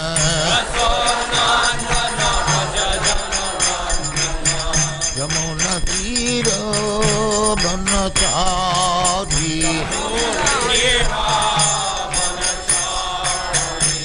Jamuna Tira Banachari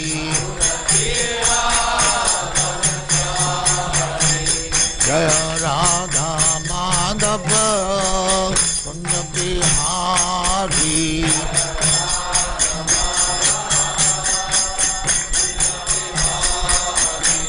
Jaya Radha Madhava Kunja Bihari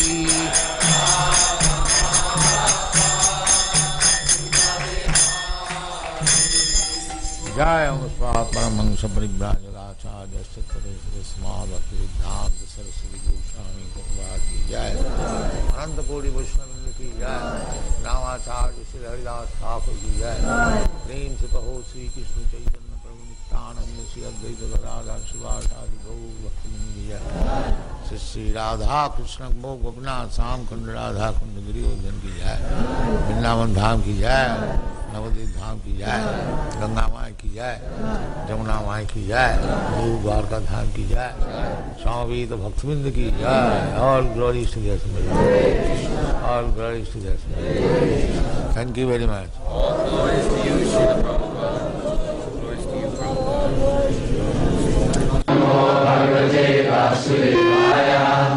ओम नमो भगवते वासुदेवाय। ओम नमो भगवते वासुदेवाय।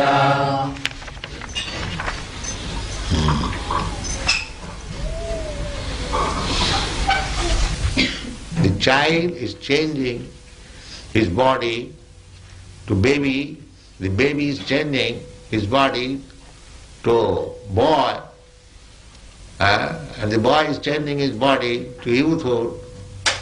Then, in this way you are changing body. That you have got experience. You had a child's body, you remember. Or you had a boy's body, you remember. But the body is no longer existing. But you are existing. Therefore, the conclusion is that when this body will be no more fit for existing, we shall have to accept another. This is called tatha dehantara prapti. So we have to change. That is nature's law. The soul is immortal. Na jayate na amriyate va kadachit, na hannate hannamane sarire. The soul is not finished. Simply a particular type of body being finished. No. The people do not know it. And because they are simply engaged in sinful activities, their brain has become so dull that they cannot understand this simple truth, that as you are changing body in this life, therefore you will change this body to another life. This is very simple truth. But at the advancement of material civilization, we have become so dull and rascal that we cannot understand. Sarvapadhi vinirmuktam tatparatena nirmalam rishikena rishikesa sevanam bhakti ruchyate. This bhakti means that we have to clear ourselves from the designations. What is that designation? Everyone is thinking, I am American, I am Indian, I am European, I am Australian, I am cat, I am dog, I am this, I am that, body. We have to cleanse this bodily conception of life, that I am not this body. Aham Brahmasmi, I am spirit soul. This you have to realize. Then there will be no distinction that here is an American, here is an Australian, here is a Hindu, here is a Muslim, here is a tree, here. No. Pandita samadarshina. Pandita means learned, one who knows things as they are. For them, vidya vinaya sampanne brahmane gavi hastini suniche cha sapake cha pandita samadarshina. A person very learned, vidya, and very gentle. Vidya means, educated means he is gentle, sober. He is not rogues and ruffian. That is vidya. That is the taste of education. He must be very educated, sober and silent. That is called gentleman. Therefore, this human form of life should be properly utilized. Not simply engaged in sense gratification like cats and dogs. That is not very responsible life. Responsible life is that I have got this improved form of life than the cats and dogs, and I have got more intelligence than the cats and dogs, if I simply utilize it for 4 bodily necessities of life. 4 bodily necessities of life means we require some eating. The cats, dogs, human being, or High Court judge or anyone, they require some eating. They require sleeping, apartment. So that is, cats and dogs can sleep without apartment. But the sleeping required. That is fact. Eating required. That is fact. And sex life. That is also fact. And defense. That is also fact. But these things are common to the cats and dogs and man, human being. So what is the special feature of the human being? The special feature of the human being is that a human being can consider that I have got this nice American and Australian or Indian body, then what I am going to get next? What kind of body? That is utilized for human intelligence. A cat and dog cannot think like that. Therefore our business should be, now by the nature's way, have come to this form of life, by evolutionary process. Now I have got good intelligence, how I shall utilize it? Vedashta sadvai ahameva vedam. The whole knowledge is meant for understanding God. That is the end of knowledge. By progressive knowledge, you can make progress, but unless you do not come to the point to understand what is God, then your knowledge is imperfect. That is called Vedanta. Athata Brahma Jigyasa. Actually, designation has no value. The person is important, not the designation. Nature is a machine. To do thing, a machine works without an operator. Do you think? Is there any evidence? Now this is a machine, photography. A wonderful machine. It is taking the picture and it will move. But there is an operator. Where is the machine which is working without operator? Can you give any example? Here is a machine which is working without operator. So how do you think that the nature machine is working without the supreme operator, God's instruction? How do you think it? This is not very reasonable. We have to judge. There are different evidences. One of the evidence is hypothesis. That hypothesis is that because we see that no machine works without operator, therefore we should conclude it, even though we do not know what is God, what is the nature, we must conclude it that the nature is working under some supreme operator. That is God. It is not necessary to see the operator, but we can guess that there must be operator. So human life is meant for finding out who is there to operate. That is human life. Otherwise it's cats and dogs' life. They're eating, sleeping, mating and dancing, that's all.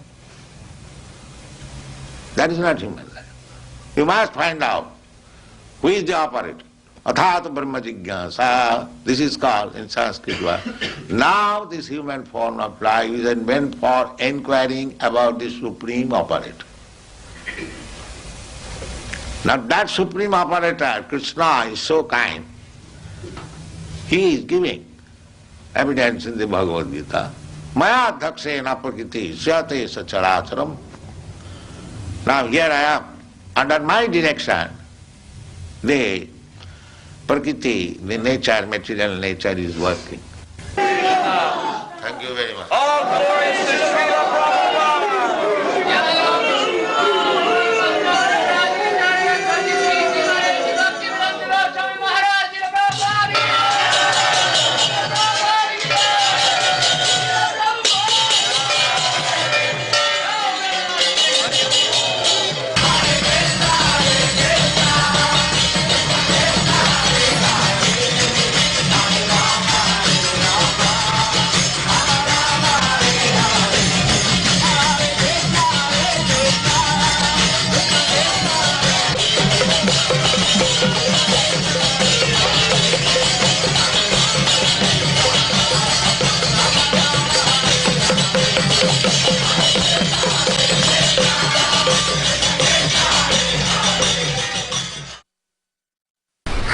unfortunately, I am thinking this is American pains and pleasure.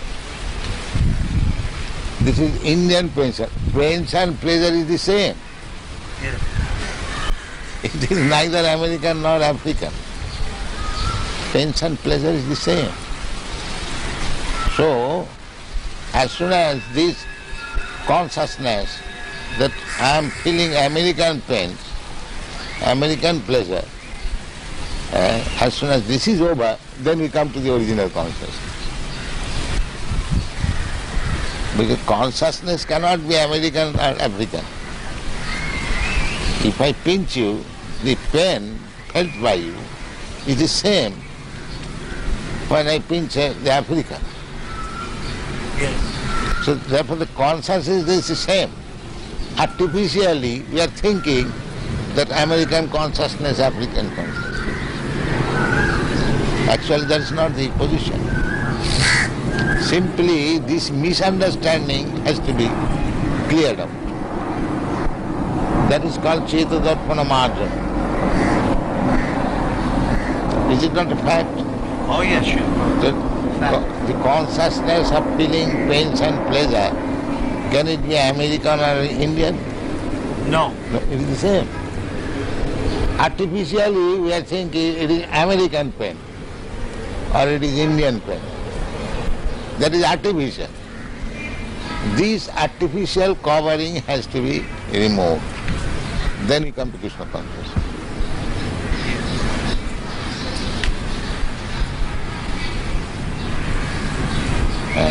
Feelings, consciousness is not American, African or Indian. Consciousness is the same. When you feel hungry, is that Americans feel a different way hungry? The African feels in a different way. The hungry appetite is the same. Now if you say this is American appetite and this is Indian appetite, that is artificial. So when you do not go to the artificial platform, that is Krishna consciousness. And that is explained in Narad Pancharatra.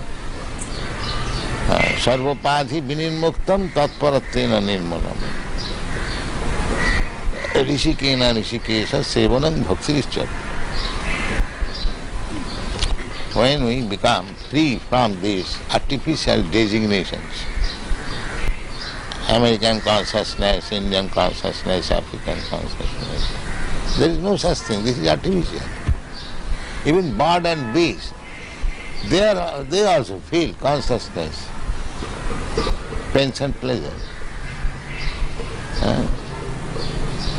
Just like when there is scorching heat, you feel some pain. Is that American, Indian or African?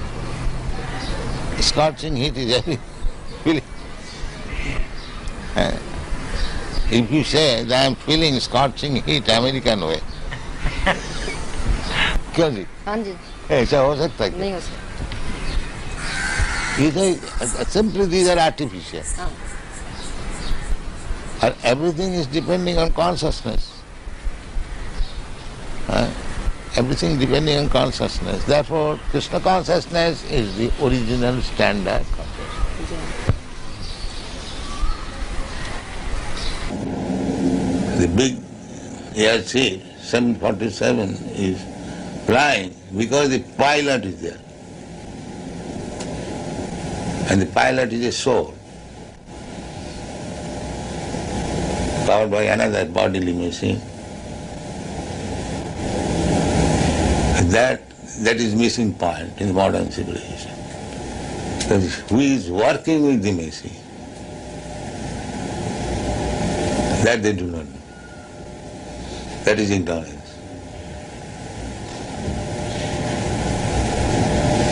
It is said in Sri Bhagavad Gita, Ishara sarvabhutanam riddeshe arjuna tisthati Brahman sarvabhutani jantrarurani maya. Jantra means machine. Actually they are finding that a big, nice machine, computer, without an operator it does not work. And this huge machine is working without any spiritual touch. Just see how foolishness. They think automatically work. Nature is working automatically. Do they not think? They think there's a mind, but not a soul. No, that's all right. Something is there which is working. Now that may be mistake. You call it soul and mind. That is next understanding. But the machine is not working independently. That should be understood first.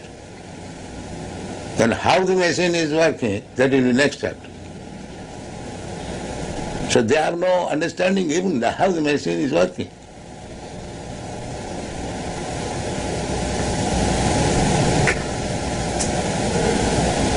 Mura nabhijanati mamebha paramabhyam maya dakshena prakriti suyate sacharaja.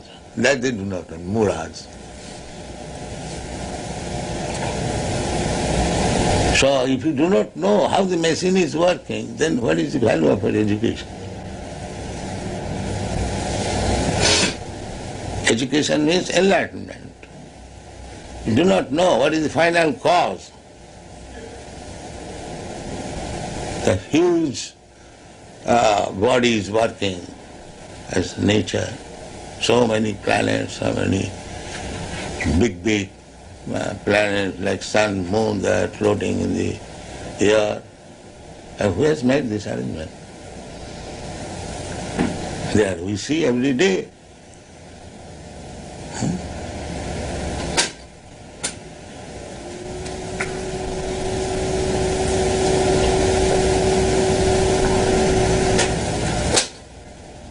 And everyone is speculating. It is being done like this. Another philosopher comes, he does, it is like this. Another says, it is like this. Naso nijjasya matang na bhinnam. A philosopher is not a great philosopher if he does not defy the other philosopher. Is it not? So this process is going on. I defy you, you defy me, that's all. But what is the real fact? Neither you know, neither I know. But we write big articles. That is going on.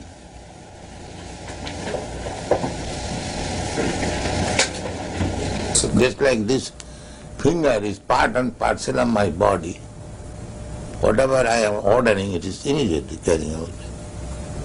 I say, make it like this, it will do. So, but this is dead matter. It is acting mechanically. The brain directs immediately the finger and it acts like machine. This whole body is just like machine. But soul is not machine, mechanical part. It is spiritual part. So therefore, as I am directing the finger, as being machine it is working. But if somebody else, a friend or servant, I may direct him to do something, he may not do it.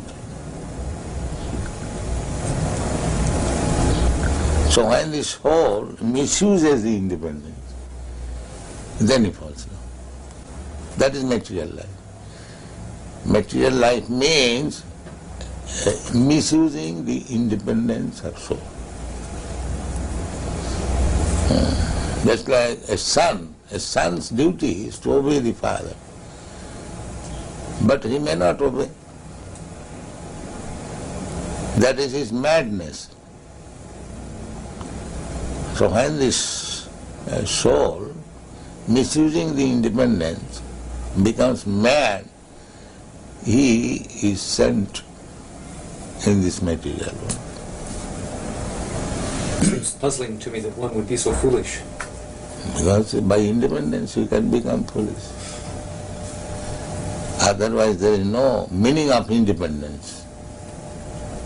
Independence means you can do whatever you like.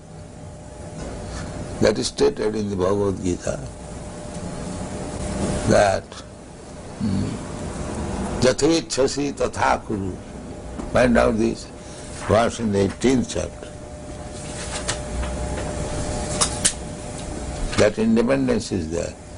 After instructing the whole Bhagavad Gita to Arjuna, Krishna gave him the independence. Now, whatever you like you can do. Krishna never forced him to accept the teachings of Bhagavad Gita. He gave him the independence. Now, whatever you like you can do. And he agreed. Yes, now my illusion is over, I shall act, as you say. The same independence. Yeah? This is in the 18th chapter. Thus I have explained to you the most, the Sanskrit first? Yeah. Iti te jnanam akyatam guya guyataram maya Virish yaitar asheshena yate chasi tatha kuru. Thus I have explained to you the most confidential of all knowledge. Deliberate on this fully and then do what you wish to do. Yeah.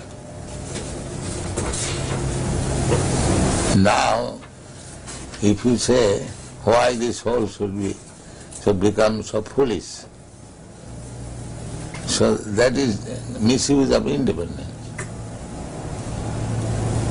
An intelligent father has got intelligent son, but sometimes he becomes a fool.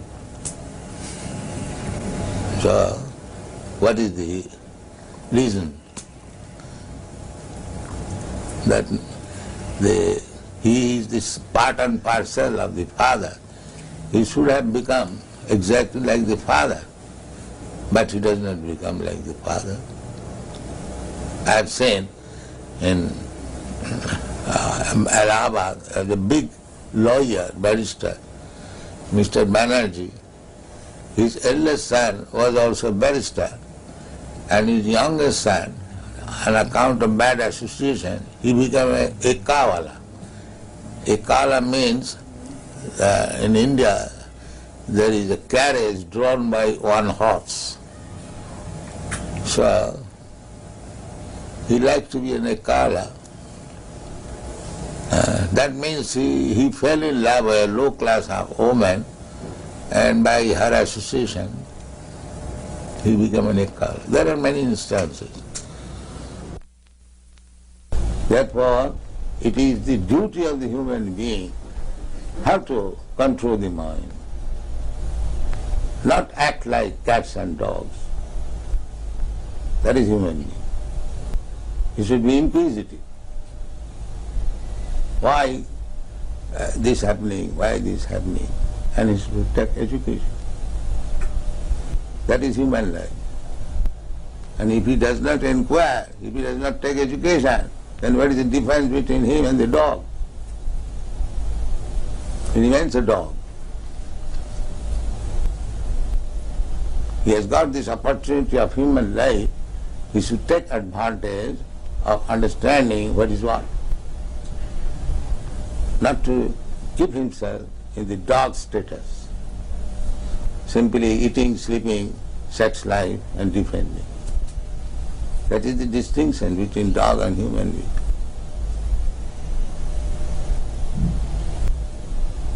If he does not become inquisitive, how to control the mind? He is not even human being. And dog never inquires. Dog knows that when I bark, people become disturbed. He will never ask how to control this barking habit. Because he is dog. He cannot do that. A human being can do that. People hate me. I do something wrong. How to control my mind? That is human.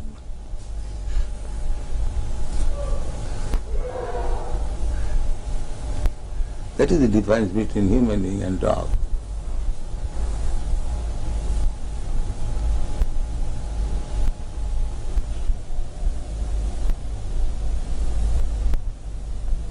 That's what Vedic injunction is. Go and inquire. You have got this human form of life. Athata Brahma Jigyasa. Now this is the time for inquiring about the soul. Tad vijnanartham sa gurumeva aviyachet. If you want to understand this science, then go to proper guru and take lessons from him. The same thing as we instruct our children. If you want to be educated in the higher status of life, go to school, go to college, take lessons. That is human society. The dog's father will never ask the dog, child, go to school. No, they are dogs.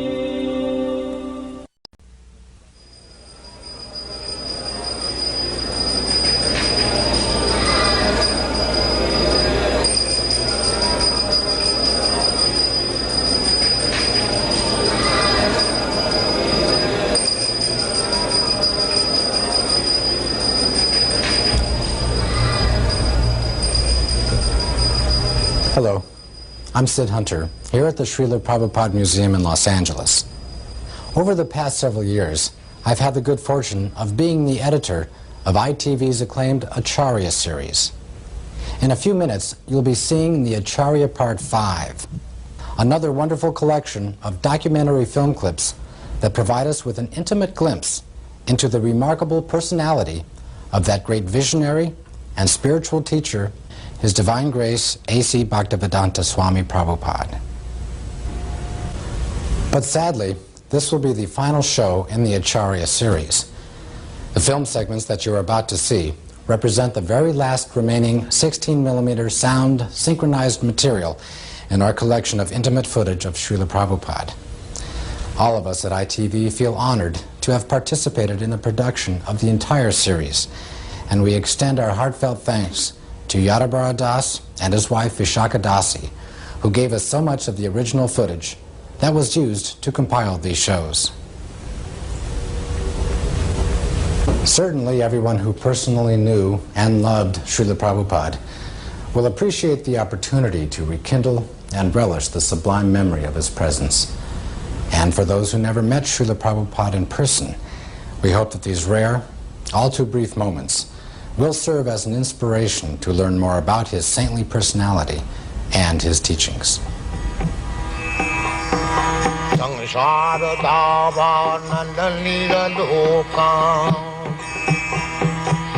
At the ripe old age of 69, His Divine Grace, A.C. Bhaktivedanta Swami Prabhupada, boarded an Indian steamship bound for America. Like so many who have come before, he arrived with only a few dollars, a couple of battered trunks, and a dream. But his was not the usual dream of freedom, fame, or fortune. Srila Prabhupada had a bold vision for the re-spiritualization of the entire Western world. He sought to transform the predominantly material consciousness of the West by transplanting the ancient religious traditions of India, first to America and then throughout the world. The seeds that this elderly saffron-robed holy man planted took immediate root and blossomed into an international spiritual movement that profoundly influenced the lives of millions of people. In just 12 years, from 1965 until he passed away in 1977, Srila Prabhupada circled the globe some 14 times, preaching, gathering disciples, and opening hundreds of centers for the study and practice of Krishna consciousness. In that time, he also managed to write and publish over 80 volumes of translation and commentary on the sacred texts that form the basis of Indian religious and philosophical thought, winning lavish praise from the academic community for his dedicated scholarship and profound insight. Today, his books are available in over 30 languages and are being printed at the phenomenal rate of 20 million copies a year. All of Srila Prabhupada's accomplishments were the result of his single-minded determination to make the science of self-realization both understandable and achievable, even in a world increasingly consumed by material values. By his tireless preaching, such fundamental spiritual concepts as vegetarianism, karma, and reincarnation have become widely understood and accepted. But Srila Prabhupada's struggle against all odds to establish a spiritual beachhead in the Western world is more than just a tribute to his fierce and vigorous resolve. His remarkable success was in great part due to an engaging personal warmth, a rare blend of deep moral strength and quiet humility that inspired both reverence and affection. Srila Prabhupada succeeded because his life and personality were the epitome of the ideal he set forth for others to follow. He could offer to everyone he met, not just a theory, but a practical way of living. At every moment, he was a true Acharya, a holy man who teaches others by example.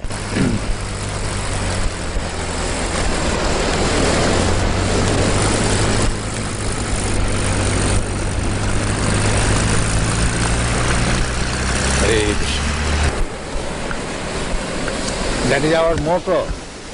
Krishna is sun. You know? Krishna Surya Sama. So, when Krishna sun is there, all these glowworms, lightning, it is finished.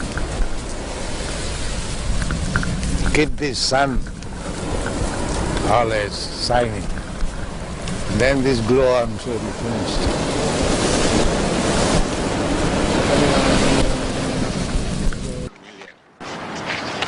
Wings of 20 lakhs.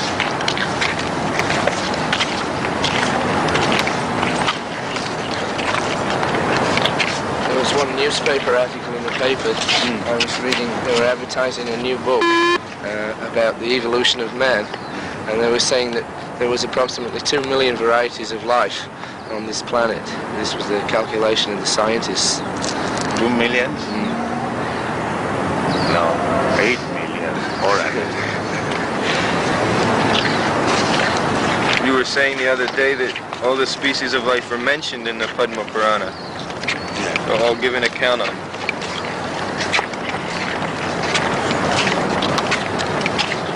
But is it divided by country, or within one country there are many species? You are taking up country, but Shastra takes the planets. Not of the country. Your idea is very simple. Country, national. But Shastra is not, there is no such thing as national. Take the whole universe as a whole.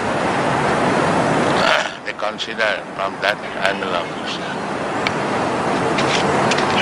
One planet or universe, like, let's say last night the girl was astonished how this planet can be governed by one king. But it was being actually done. And the whole universe is being governed by Brahma, one person. So one must know how to govern. It's like we have got different divisions for different jobs. Similarly, they're doing their duty nicely. All these planets are the different residential quarter, different demigods. They are controlling the whole universe. In comparison to them, this human being is nothing. Very good chance of realizing God in the human form. Just like difference between Western country and India. India has a very quick chance of realization of God. The atmosphere is so nice. So, this planet is good for God realization, and the best place is in India. So, in this planet, everybody is meat eating. In this country, everybody is performing sinful activities. It is decreasing. The more you are becoming sinful, the rain will decrease. So it is decreasing now. Yeah, and at the end, there will be no rain. This whole planet will be ablaze with fire. That is the beginning of destruction. So there will be scarcity of rain. There will be scarcity of rain and scarcity of food grains. The best thing is, at night there must be heavy rain, and daytime there should be sunshine. Then the field will be very fertile. That is knowledge. But they have no knowledge. They simply want to enjoy. They do not care for death also. Simply senseless. This is called dhanam life. They say originally there was just a cell, and by adaptation, in some circumstances one kind would live and another would die. So all these varieties adapted to different conditions. Who adapted? Well, they just managed? Accidentally. That is nonsense. Nothing happens accidentally. That is nonsense. There must be some arrangement. What is happening is accidental. Well, they say why you are taking care of the trees? So many things. Nothing is done accidentally. You do not see the cause. If accident is there, let accident come and I will become rich man. Why they try? Why they go to the college? Let accidentally become MA, PhD. This is all rascal.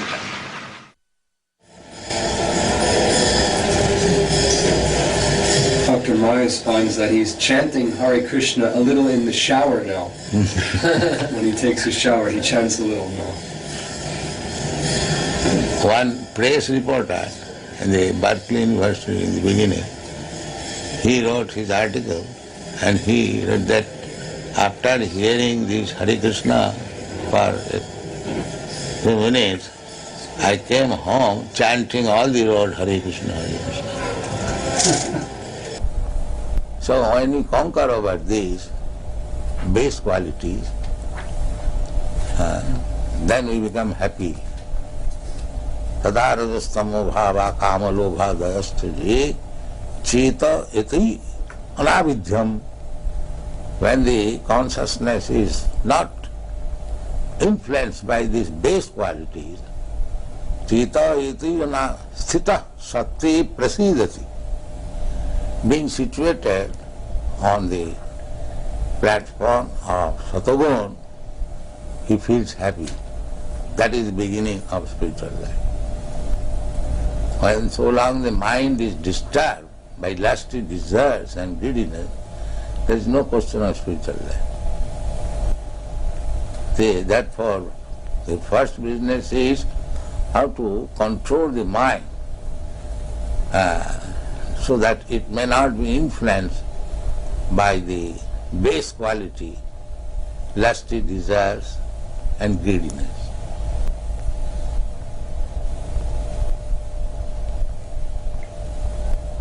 We have seen in Paris, old man, 75 years old, is going to the nightclub because the lusty desire is there.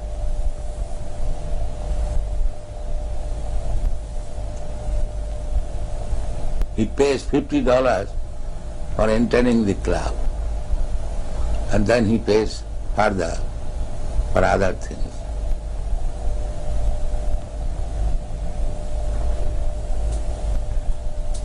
So even he is 75 years old, the lusty desire is there.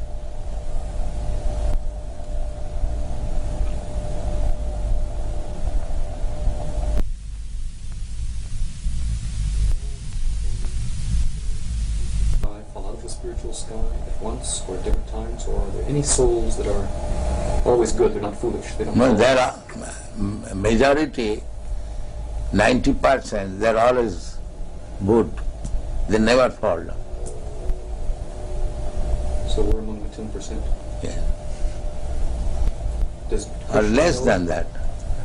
In the material, whole material world, all the living entities, they're just like in the prison house. There are some population, but they are not majority. The majority of the population, they are outside the prison. Similarly, majority of living beings, part and parcel of God, they are in the spiritual world. Only a few falls down.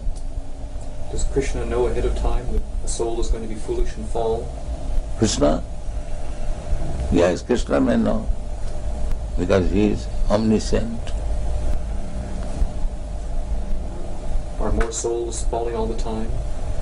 Not all the time, but there is the tendency of fall down. Not for all, but because there is independence. Everyone is not liking to misuse the independence. The same example. It's like a government constructing a city and constructs also prison house.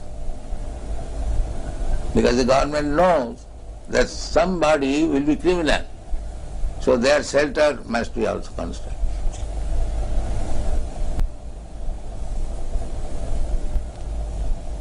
It is very easy to understand. Not that 10% population will be criminal. But government knows that some of them will be.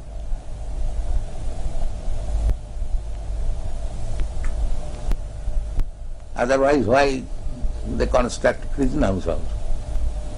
One may say, where is the criminal you are constructing? The government knows, no, there will be criminal. So if the ordinary government can know, why God cannot know?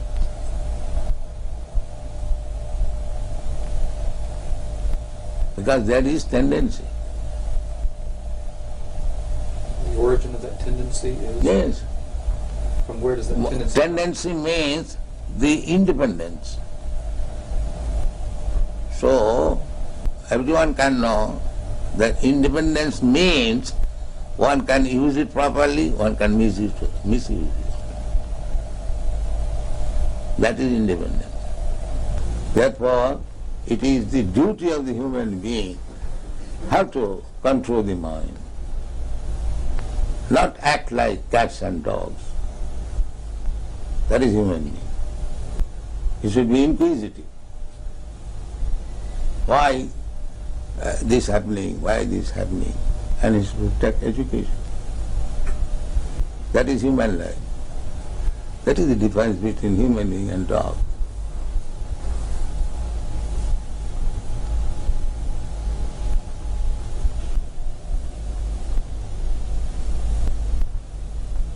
Therefore, Vedic injunction is, go and inquire. You have got this human form of life. Athata Brahma Jigyasa. Now this is the time for inquiring about the soul. Tad vijnanartham sa gurumeva avigachet. If you want to understand this science, then go to proper guru and take lessons from him. The same thing as we instruct our children, if you want to be educated in the higher status of life, go to school, go to college, take lessons. That is human society. The dog's father will never ask the dog, child, go to school. No, they are dogs.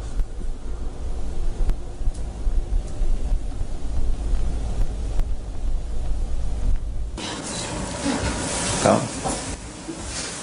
The hippies are dissatisfied with the method of modern materialistic way of life. Is it not? They have given away their possessions and they have chosen to voluntarily they're giving up possessions. Latest report from the Chicago Daily News. It's because they had already given up material possessions and so they were prepared to... They're misguided. They want to have something new, but they are not accepting what is actually better. Some of them are accepting. But there is frustration, there is no doubt.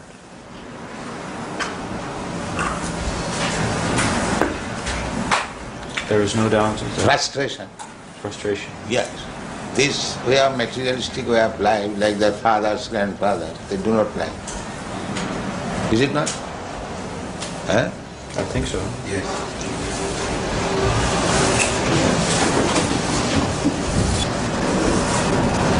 In Los Angeles, do you live in richness? Do you have a car and a chauffeur and a yacht? I'm the guru of the richest country.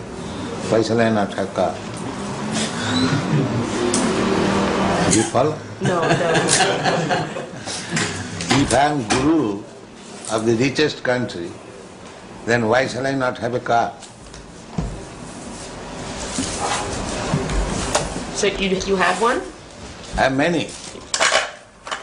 In each center I've got at least 12 cars.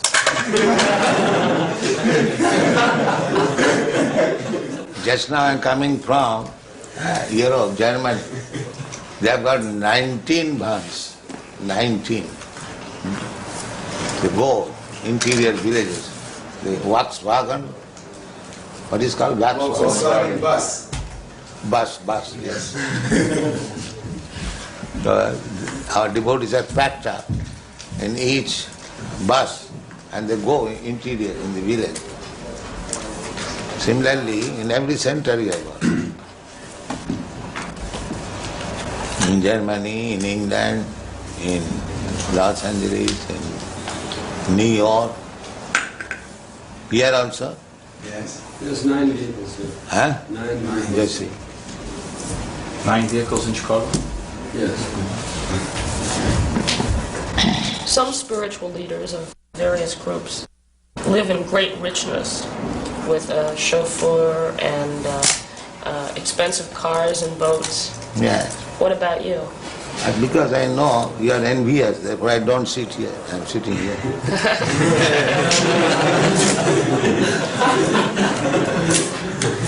You are very envious when a spiritual master is honored very nicely by his disciples. You become envious. What can be done?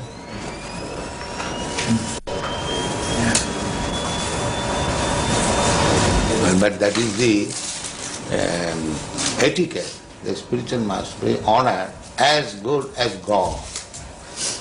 But if people do not know, you become envious. Why this man is sitting in this position, in this gorgeous way? Why?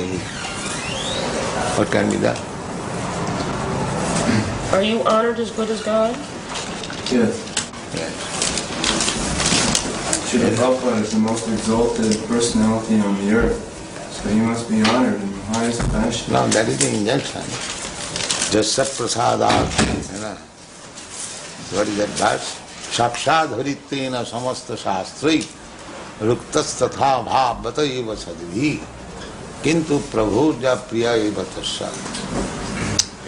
Spiritual master should be honored as good as God.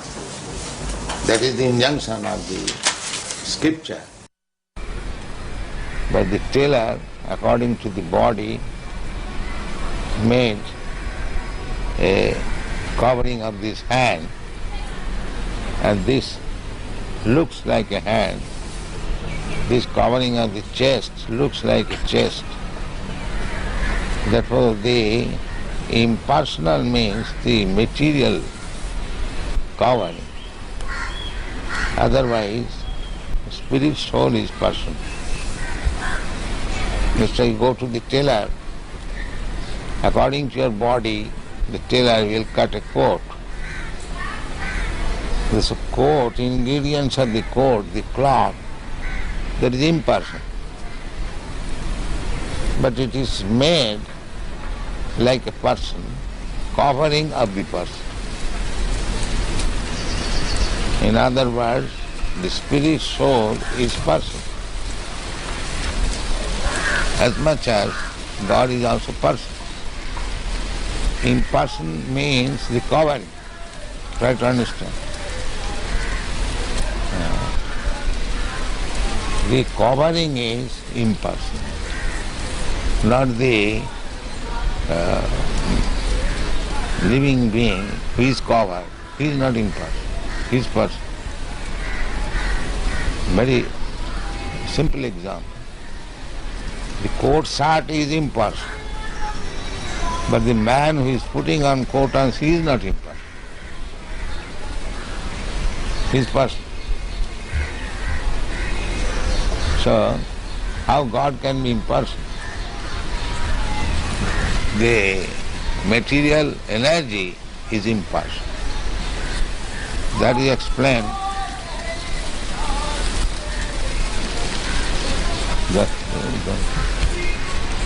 That is explained in the Bhagavad Gita. Maya tatamidam sarvam jagat abbakta murti. This jagat is abbakta, impersonal.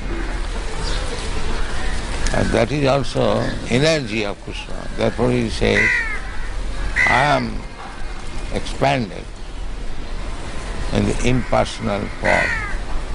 That impersonal feature is Krishna's energy. So the material covering is impersonal, but the spirit soul or the super soul is personal. Any question in this? The very intricate question. Anyone? I will have to sign this payment Book Trust has paid. Yes. To me. Yes. But that is my money, not your money. Yes. I am paying you. Yes. It has been simply sent through you. Transfer. But actually Book Trust is not paying to me. No. No. So under the circumstance, what is the account? What that is? You are debiting that paid to A.C. Bhaktivedanta Swami. I have written it as a transfer because your Divine Grace told me you were going to give me these certified checks. Oh. But if I can do it another way. If you do not want to deposit the checks with us, I will write it as a donation to some project in India. Whatever the money will be used for, I can simply make it a donation. Donation, that's all right. But you are not donating, you are taking payment. Only if you want. No. You give me a statement, if not many months, at least in this month, what is the receipt and how it is spent and what is the balance. For this account in India? No. Every month you give me a statement. Of BBT? Yes. So much receipt, so much spent. Oh, yes, I can do that. Every month. Every month. No problem. I am doing that already and sending a full report to Bhagavan and Hansaduta each month. So you can give me one copy. Yes, I never did before because I didn't want to disturb you with details. No details. Give me this.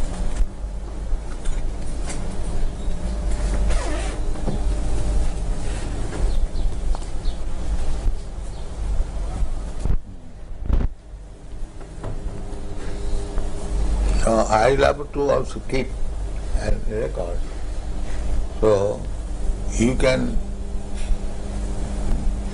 for transfer, receive the check. Yes.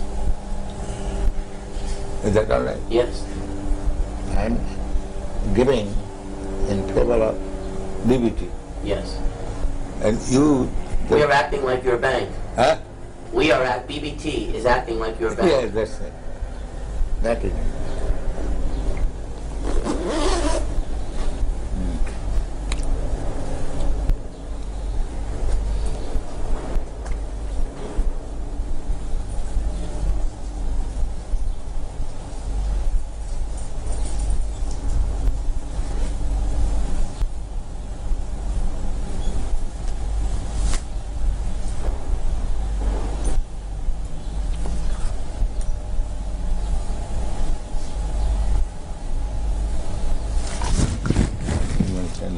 Yeah.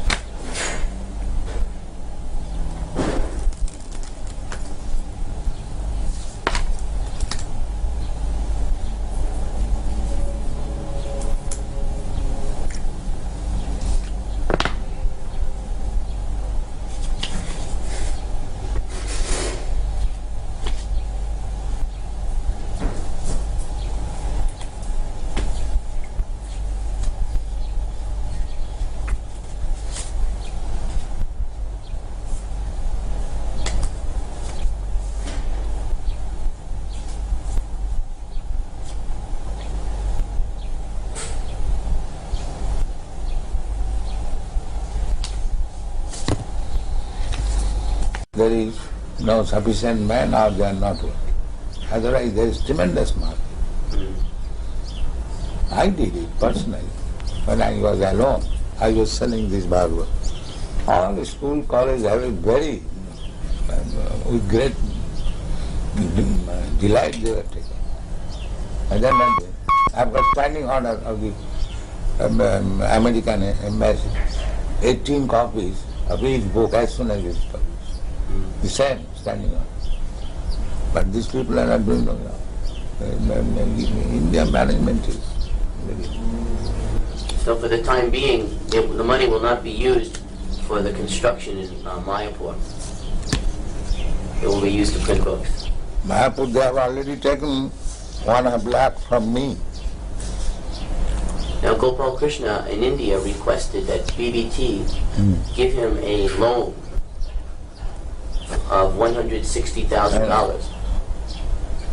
In India, just during the Mayapur festival, he requested a loan from a US BBT for $160,000, which would be used to construct the second residence building. So how will you pay back? His plan was that the American temples would purchase rooms, and over a period of 4 or 5 years, they would pay that money back. So is that still approved by you, by your Divine Grace? Yes, I know that.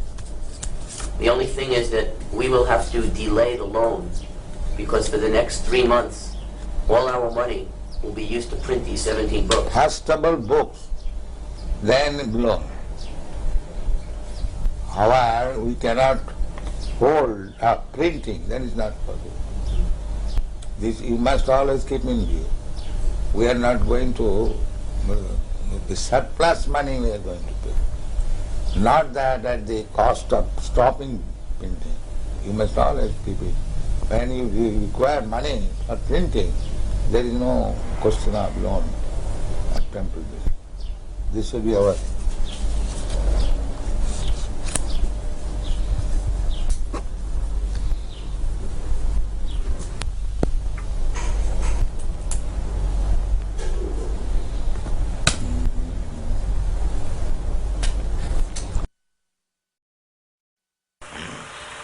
He says, how would we react if someone breaks in and tries to rob the building?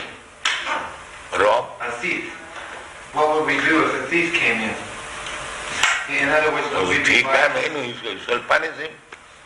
You shall be violent? Why not? A thief should be punished. You would punish yourself? What would you do? Would you start attacking him? No, ourselves or anyone, a thief is to be punished. A thief has to be punished. Ourselves or yourself, it doesn't matter. A thief is thief. He should be punished. And what if he breaks in because he's hungry? Who breaks? He says, what if he breaks in because he's hungry? What if he becomes in as a thief because he wants something? But we said everyone come and eat. Why he should remain hungry? We invite everyone, come here, eat. No charge. We don't charge. So why should remain hungry? Let us increase this program. All hungry men of Melbourne city, come here, take your eating, sumptuous. Invite, come on. Why you should remain hungry? The minister is elected according to public will in our society. Because they have made a department just like your, what is the department? Social welfare. Social welfare. So if they find social welfare, why not help? Why they bring politics? If actually there is social welfare here, why they should not support it? Yeah, well, you're right. But in our society, minister is elected to carry out certain policies. Not what he wants, but what the people sort of voted for. And they are text to support. And if your policy is social reformation, social reform is not our policy. The social welfare. So just to look after those who are in trouble. That's our policy. Everyone is in trouble. What? At the present moment, even the ministers are in trouble. Yes, but that is not what our function is. Everybody's in trouble. Physician, heal thyself. You see? They are also drunkards, they are also woman hunters, and meat eaters, and gambling, that's all. They require to be rectified. But we can't help that. That's society. You have to go and change society. Then society tells us to act differently. Unless you change the society, how you can make social welfare? Well, if you keep them as it is, there is a question of welfare. Give it a different interpretation to the word. How is I don't... Does you understand me? Basically, one must be first class ideal man. That is one. That's why it's so very difficult. You have to work on your own, and you have to see that you have freedom to work. And if you convince enough people to go your way. Our own program, it is not boxed properly. You find out fault with us. What? You find out what is our fault. I can't see any fault. Then you can disagree. But when you see everything is nice, how you will not accept it? Unless you are biased. Of course I'm biased. I've been brought up differently. Yes. That's like our... Because you're biased against my life. No, we are not biased. We Just say that's like we are not biased. We are allowing. We say that if you want to be first class man, that you must not commit sinful activities. That is our problem. But I as a public servant, I'm not here to change society. Society we are also tells me public. what to do. We belong to the public. You must become our servant also. But? We are public, members of the public. Yeah. So you should become our servant also, if you are public servant. A public servant is, in our philosophy, is a man who serves a minister elected by the people. And this way he serves the public. Yeah. And what the public decides is something different. Just like we are proposing here, I am not proposing. Krishna says that one must be peaceful. So how to become peaceful? If his mind is always disturbed, how he can become peaceful? Quite right. So that is the secret of success. You want to make people peaceful, but you do not know how to make him peaceful. Yeah. So therefore you have to adopt this. You have a competitive society. Yeah. We say that you chant Hare Krishna, eat here sumptuously, live here comfortably, and you become peaceful. It is guaranteed. If anyone, even a madman, agrees to this principle, that let him chant Hare Krishna mantra, take whatever nice food stuff we prepare, take, and live peacefully. He will be peaceful. What's your answer that still such a small percentage of the population, tiny percentage of the population, accept a philosophy that sounds so tiny percentage, just like there are so many stars in the sky, and there is one moon. In percentage, the moon is nothing. If you take percentage of the stars, the moon is nothing. But moon is important than all the nonsense stars. But because he is moon, he is important than all these rascal stars. This is the example. What is the use of taking percentage of the stars in the presence of moon? Let there be one moon, that is sufficient. There is no question of percentage. One ideal man. Just like in Christian world, one ideal Jesus Christ. How do you feel about Mao Zedong? Huh? What's that? This is how you feel about Mao Zedong. In China, he's the ideal man. He's a communist. His ideal is all right. In China, he is. His ideal, communist idea, that everyone should be happy. That is good idea. But they do not know how to make it. Just like they are taking care of the human being in this state, but they are sending poor animals to this letter. Because they are godless. They do not know the animal is also a living being and the human being also a living being. So for the satisfaction of the tongue of the human being, the animal should be cut through. But that's how it is. So what can we do? Then hopeless. Oh, you can work on the class. So we are going without depending on this rascal. We are going on. We are publishing our books, we are making our movement, we are honestly trying, that's all. Yeah.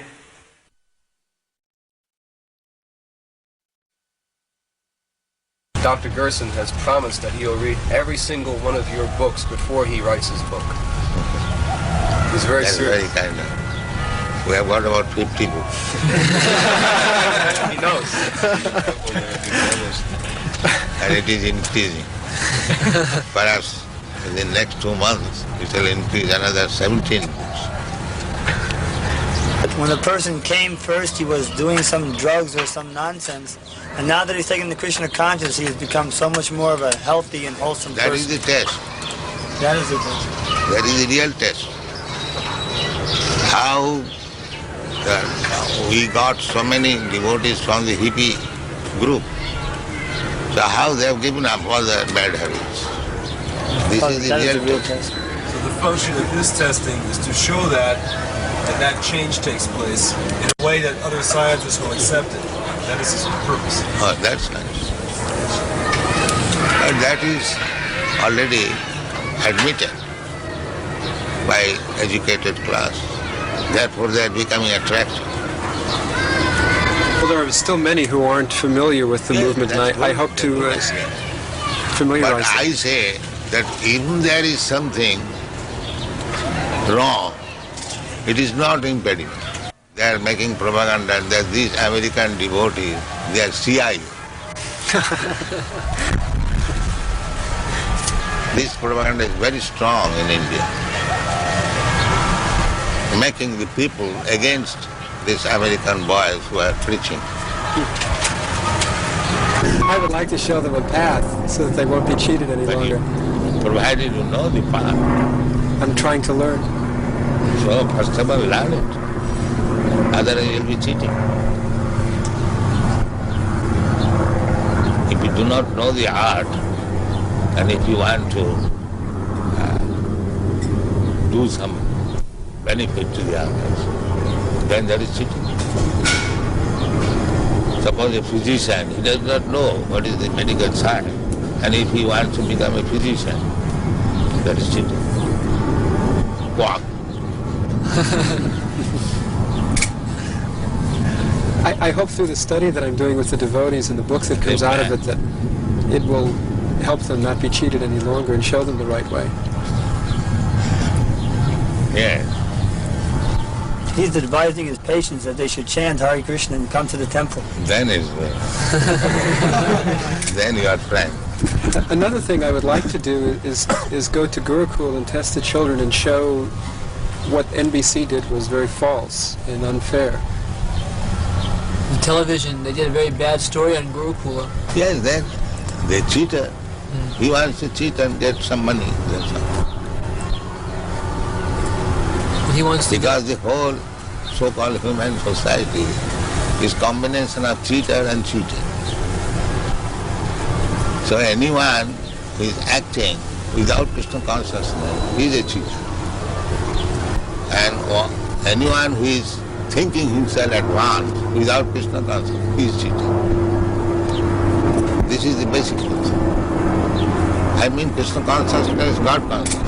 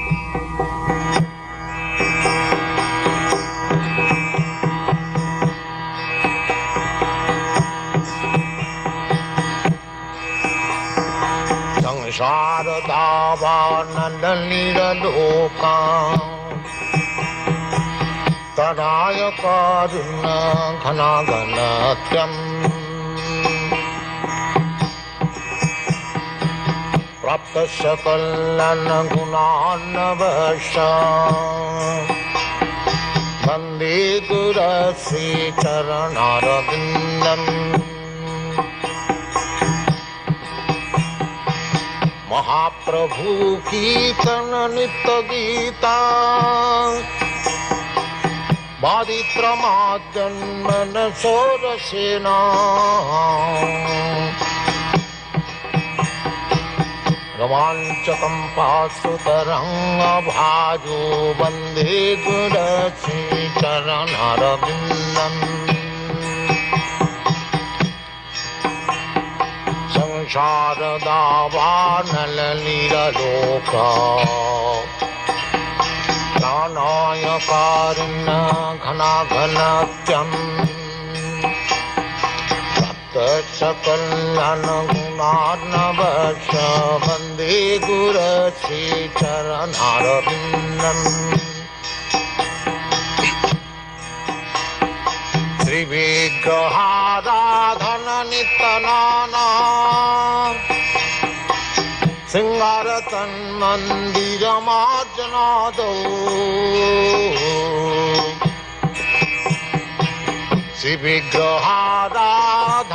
श्रीविग्रहाराधननित्यनानां सिंहार तन्मन्दिरमार्जनादौ